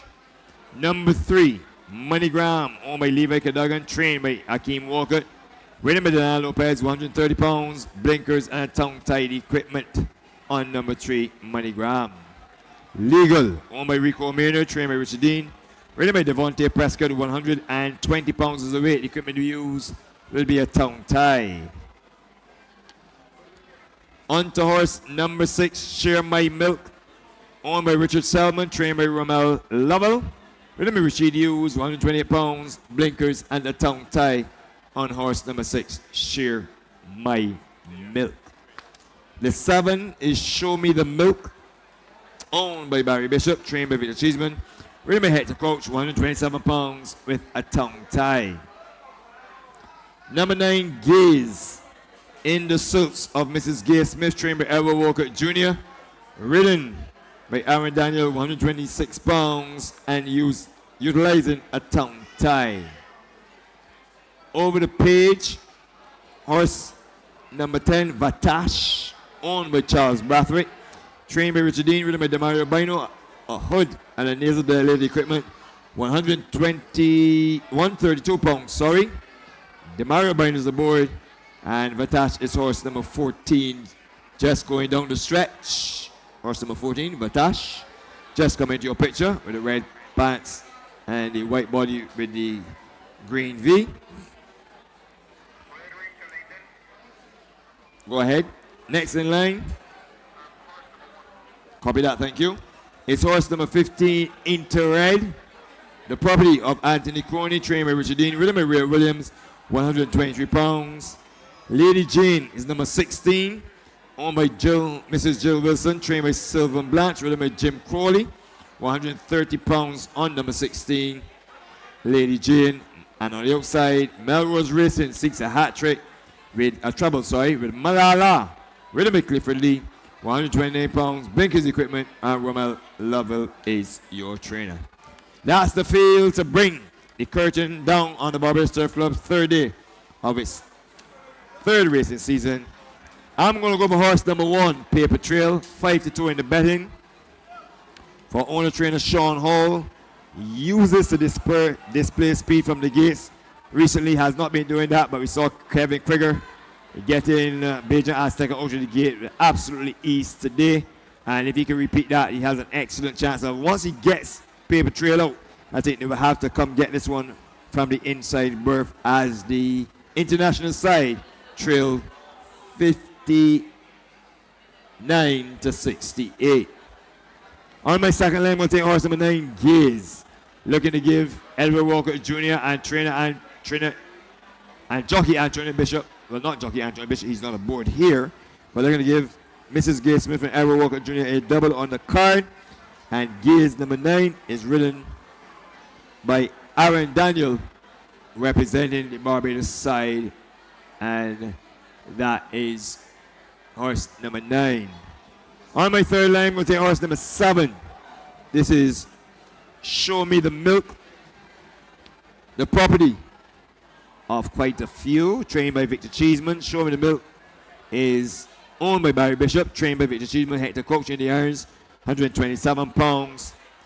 On my fourth line, we'll take horse number 17, Malala, probably one of the better horses in the race, especially on form, 2 seconds and the 4th place.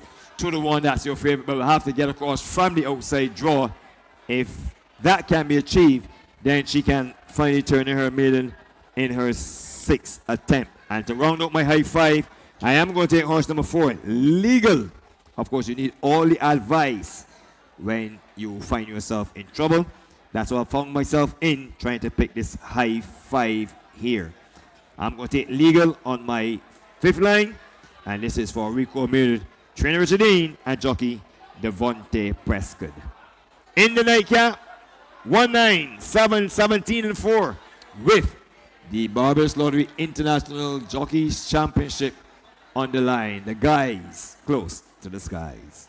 Thank you very much, Lyndon, and it is the finale here this afternoon. The Pick 3 Mega Ball Jockey Challenge Trophy Handicap for horses 3 years old and older. These are the maidens rated between 50 and below, going a distance of 1,100 meters or 5.5 furlongs.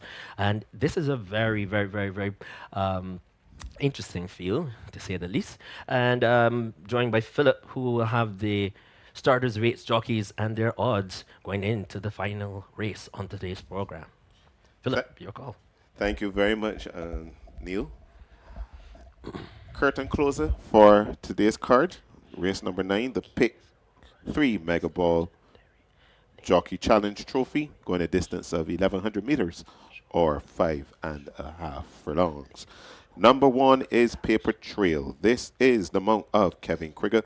He takes 124 pounds to post, and Paper Trail is in the betting at 3 to 1. 12 to 1 on number 2. This is Rush. Antonio Bishop has the leg up this evening and takes 128 pounds to post. An outsider in the betting at 33 to 1. This is Money Graham. Delano Lopez is your rider. 130 pounds is the weight he takes to post this afternoon. Number 4 is Legal. Devontae Prescott is your rider. 120 pounds is the weight, and a right outsider in the betting at 89 to 1. Number 6, as we go over the page, this is Share My Milk. This is the mount of Rashid Hughes, and he takes 128 pounds to post, and in the betting at 14 to 1. Number 7 is Show Me the Milk. Hector Crouch is your rider. 127 pounds is the weight, and Show Me the Milk is in the betting at 7 to 2. We go down to number 9. This is Gazed. Also in the betting at 7 to 2. Aaron Daniel is your rider. 126 pounds is the weight he takes the post. On to number 11. In the betting at 23 to 1. This is Legendary. Ricky Walcott is your rider. 127 pounds is the weight. We go over the page now to number 14. This is Vatash. The Mario Bino has the leg up. 132 pounds is the weight. And Vatash is another outsider in the betting at 39 to 1. Number 15 is Into Red. Ray Williams is your rider. 123 pounds is the weight. And Into Red is in the betting at 20 to 1. 21 to 1 on number 16, Lady Jane. Jim Crowley is your rider. 130 pounds is the weight he takes to post. And rounding out the field, number 17 in the betting at 5 to 2 is Malala. This is the mount of Clifford Lee, and he takes 129 pounds to post. Number 17, Malala, is 5 to 2 in the betting. 16 is Lady Jane in the betting at 20 to 1. Just going back through the field. Number 15 is in the betting at, this is Into Red, in the betting at 17 to 1. Number 14, Vatash, in the betting at 40 to 1 now. On number 11 at 22 to 1. This is Legendary. Number 9 is Gazed, in the betting at 7 to 2. 4 to 1 on number 7, Show Me the Milk. Number 6, Share My Milk, is in the betting at 12 to 1. Number 4 is Legal in the betting, waiting for the board to change over, at 99 to 1. 37 to 1 on number 3, MoneyGram. Number 2 is Rush in the betting at 12 to 1. And now your favorite Paper Trail is in the betting at 2 to 1. Neil, the loading process has not yet started, but listening to those odds, who do you favor? Well, it's a bunch of maidens, huh? Okay. So yeah, you know the quality you're going to get is not top tier, but well, saying that, you know, you will have these horses. It will be very competitive. I will say that. MoneyGram is in. Legal is also in. There's the two blues, which were giving me a little problem there at the beginning. And we have Legendary in the colors of Mr. Barry Bishop. That's the one who wears the white cap. Then Share My Milk in the orange body with the green sleeves. Then Rush, Gazed, Malala, and the other Barry Bishop horse. That is Show Me the Milk. And that's the one in the blue cap. Vatash, Lady Jane. Not seeing Ray Williams, who's riding Into Red. So Into Red is the one without the jockey. Just trying to see if I can pick him up. Oh yeah, he's at the start. He's just there squatting as Gaze goes in. Paper Trail is also in. So we have Paper Trail already standing quietly. Legal. MoneyGram. Share My Milk. Gazed. Vatash. You know, trying out with Vatash. Throws her head up. Goes in. So from the top again, we can see Paper Trail, MoneyGram, Legal, Share My Milk, Gaze and Vatash. There goes Into Red, representing Team Barbados. Ray Williams gets about on now. Yes, he goes. Then Legendary with Captain Ricky Walcott. We can also see Rush going up.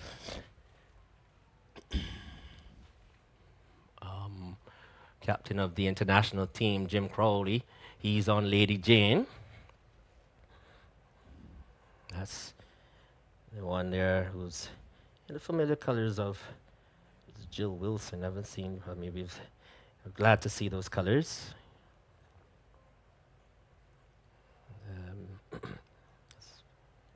Kevin Krieger just eases the weight off of Paper Trail. Legendary is giving some trouble. I think this is the first time starter, isn't it? Legendary? Yes, please. Legendary is a first-time starter. Yeah, so we'll be accustomed to the mornings gallops and not necessarily a race day. So we'll see how this one goes. As Lady Jane and Show Me the Milk are outside, and I'm seeing the 11 horse. Who's the 11 horse there? 11 horse is The 11 horse is Legendary. It's Legendary. Okay. So you're probably going to load that one last. As Lady Jane goes up. Ooh, and just comes right back out. Standing quietly, Paper Trail. Can also see MoneyGram. Can see the circling Legendary. And Legendary and Lady Jane. Incidentally, I think they're both the captain's mounts. The captain's mounts. Yes, Legendary being ridden by Ricky Walcott and Lady Jane partnered by Jim Crowley. Giving a world of trouble there. They're running, trying to jog that one up. Lady Jane.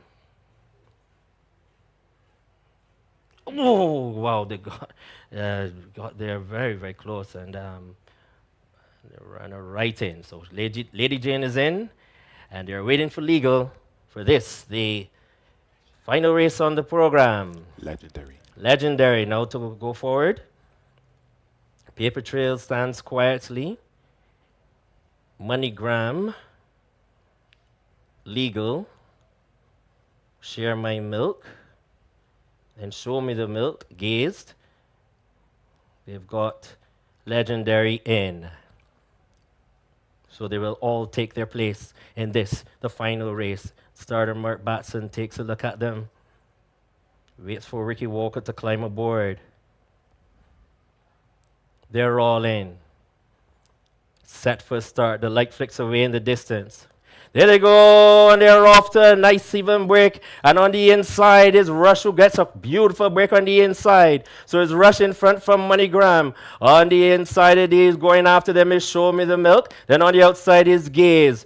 Paper Trail is the next one through. Then that one is Legal. Share My Milk is the next one through. Then on the inside is Malala. Into red is there. Vatash and Lady Jane is at the back of affairs. That's the way the race as they go towards Brigade House. And it is MoneyGram in front now by a length. In second position is Show Me the Milk. Rush is also in contention. Paper Trail circles horses on the outside and is running and is looking like the winner at this stage. Then the next one through, here comes Gaze with just about as they pass the mile marker. And it is in front. Show Me the Milk on the outside. Here comes Paper Trail. Inside the final furlong they come. Gaze appears on the outside, but it is Paper Trail. Paper Trail and Gaze is flying on the outside. Paper Trail, here comes Gaze. It's Paper Trail who's going to win it. Paper Trail will win it. Paper Trail wins it now. From on the outside, Gaze. Then in third position was Show Me the Milk. Then in fourth position, that one was Malala. Then got a long, long way back to Lady Jane.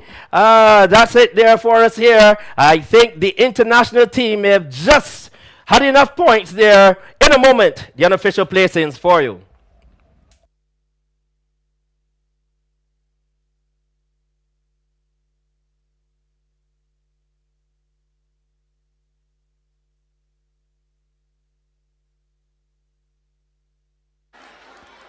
Fine time post on the board. 107 and 2/5.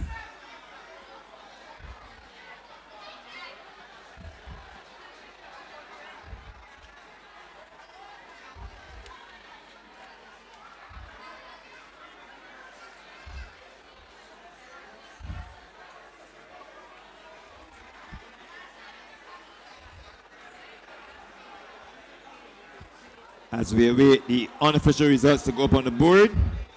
And of course that would include a 10th Barbados Lottery International Jockeys Championship.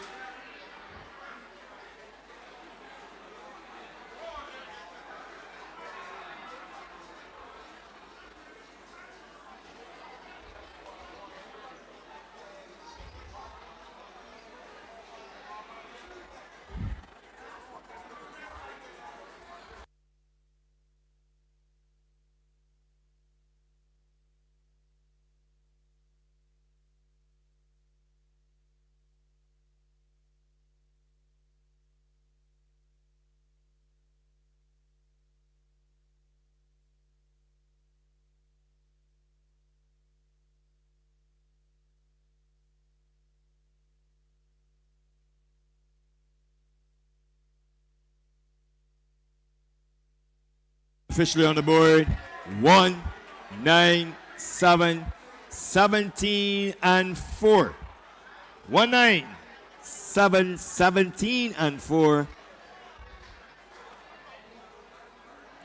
I shall endeavor to give you the 6th horse.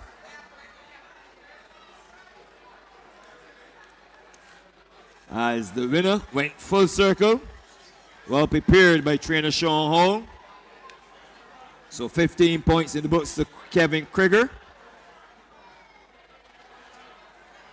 9, Aaron Daniel would have collected 10 points.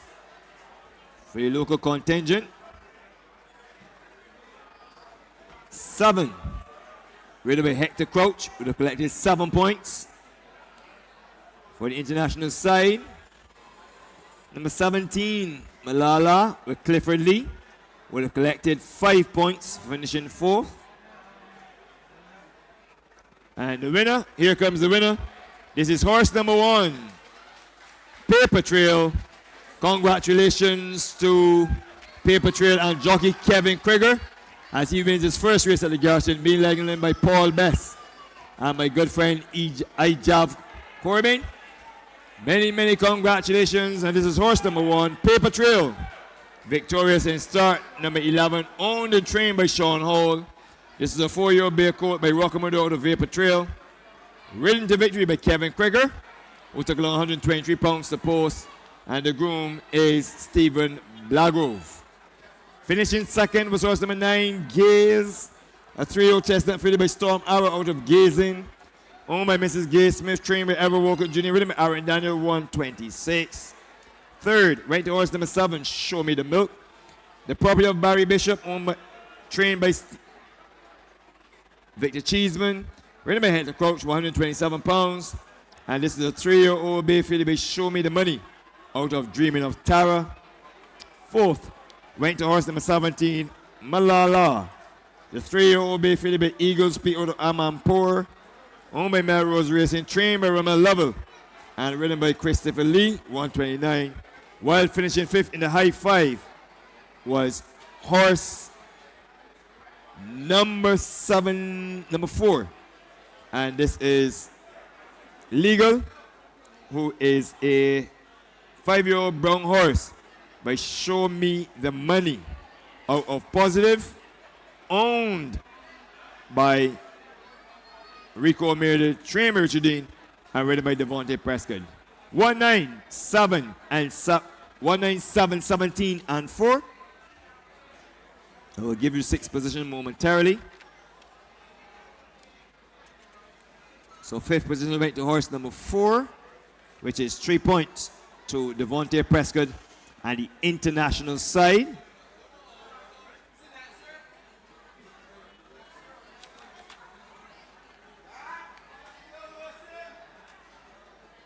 And I'm just going to wait for the final position.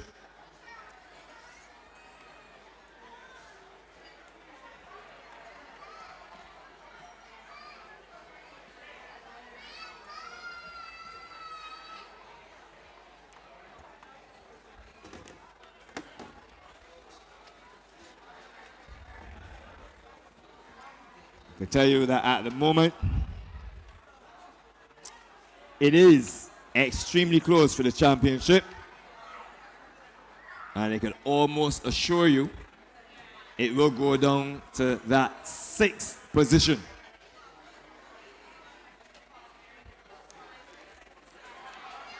Of course, the results is unofficial as it stands.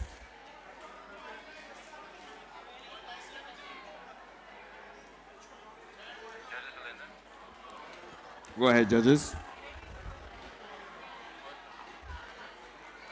Thank you very much. They're all in. Set for start. The light flicks away in the distance. There they go, and they're off to a nice even break. And on the inside is Rush, who gets a beautiful break on the inside. So it's Rush in front from MoneyGram. On the inside it is going after them is Show Me the Milk. Then on the outside is Gaze. Paper Trail is the next one through. Then that one is Legal. Share My Milk is the next one through. Then on the inside is Malala. Interred is there. Vatash and Lady Jane is at the back of affairs. That's the way the race as they go towards Brigade House. And it is MoneyGram in front now by a length. In second position is Show Me the Milk. Rush is also in contention. Paper Trail circles horses on the outside and is running and is looking like the winner at this stage. Then the next one through, here comes Gaze with just about as they pass the mile marker, And it is in front. Show me the milk on the outside. Here comes Paper Trail.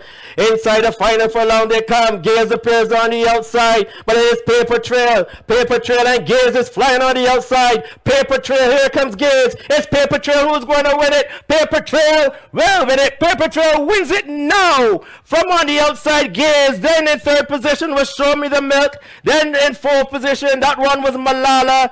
Then got a long way back to Lady Jane. That's it there for us here. I think the international.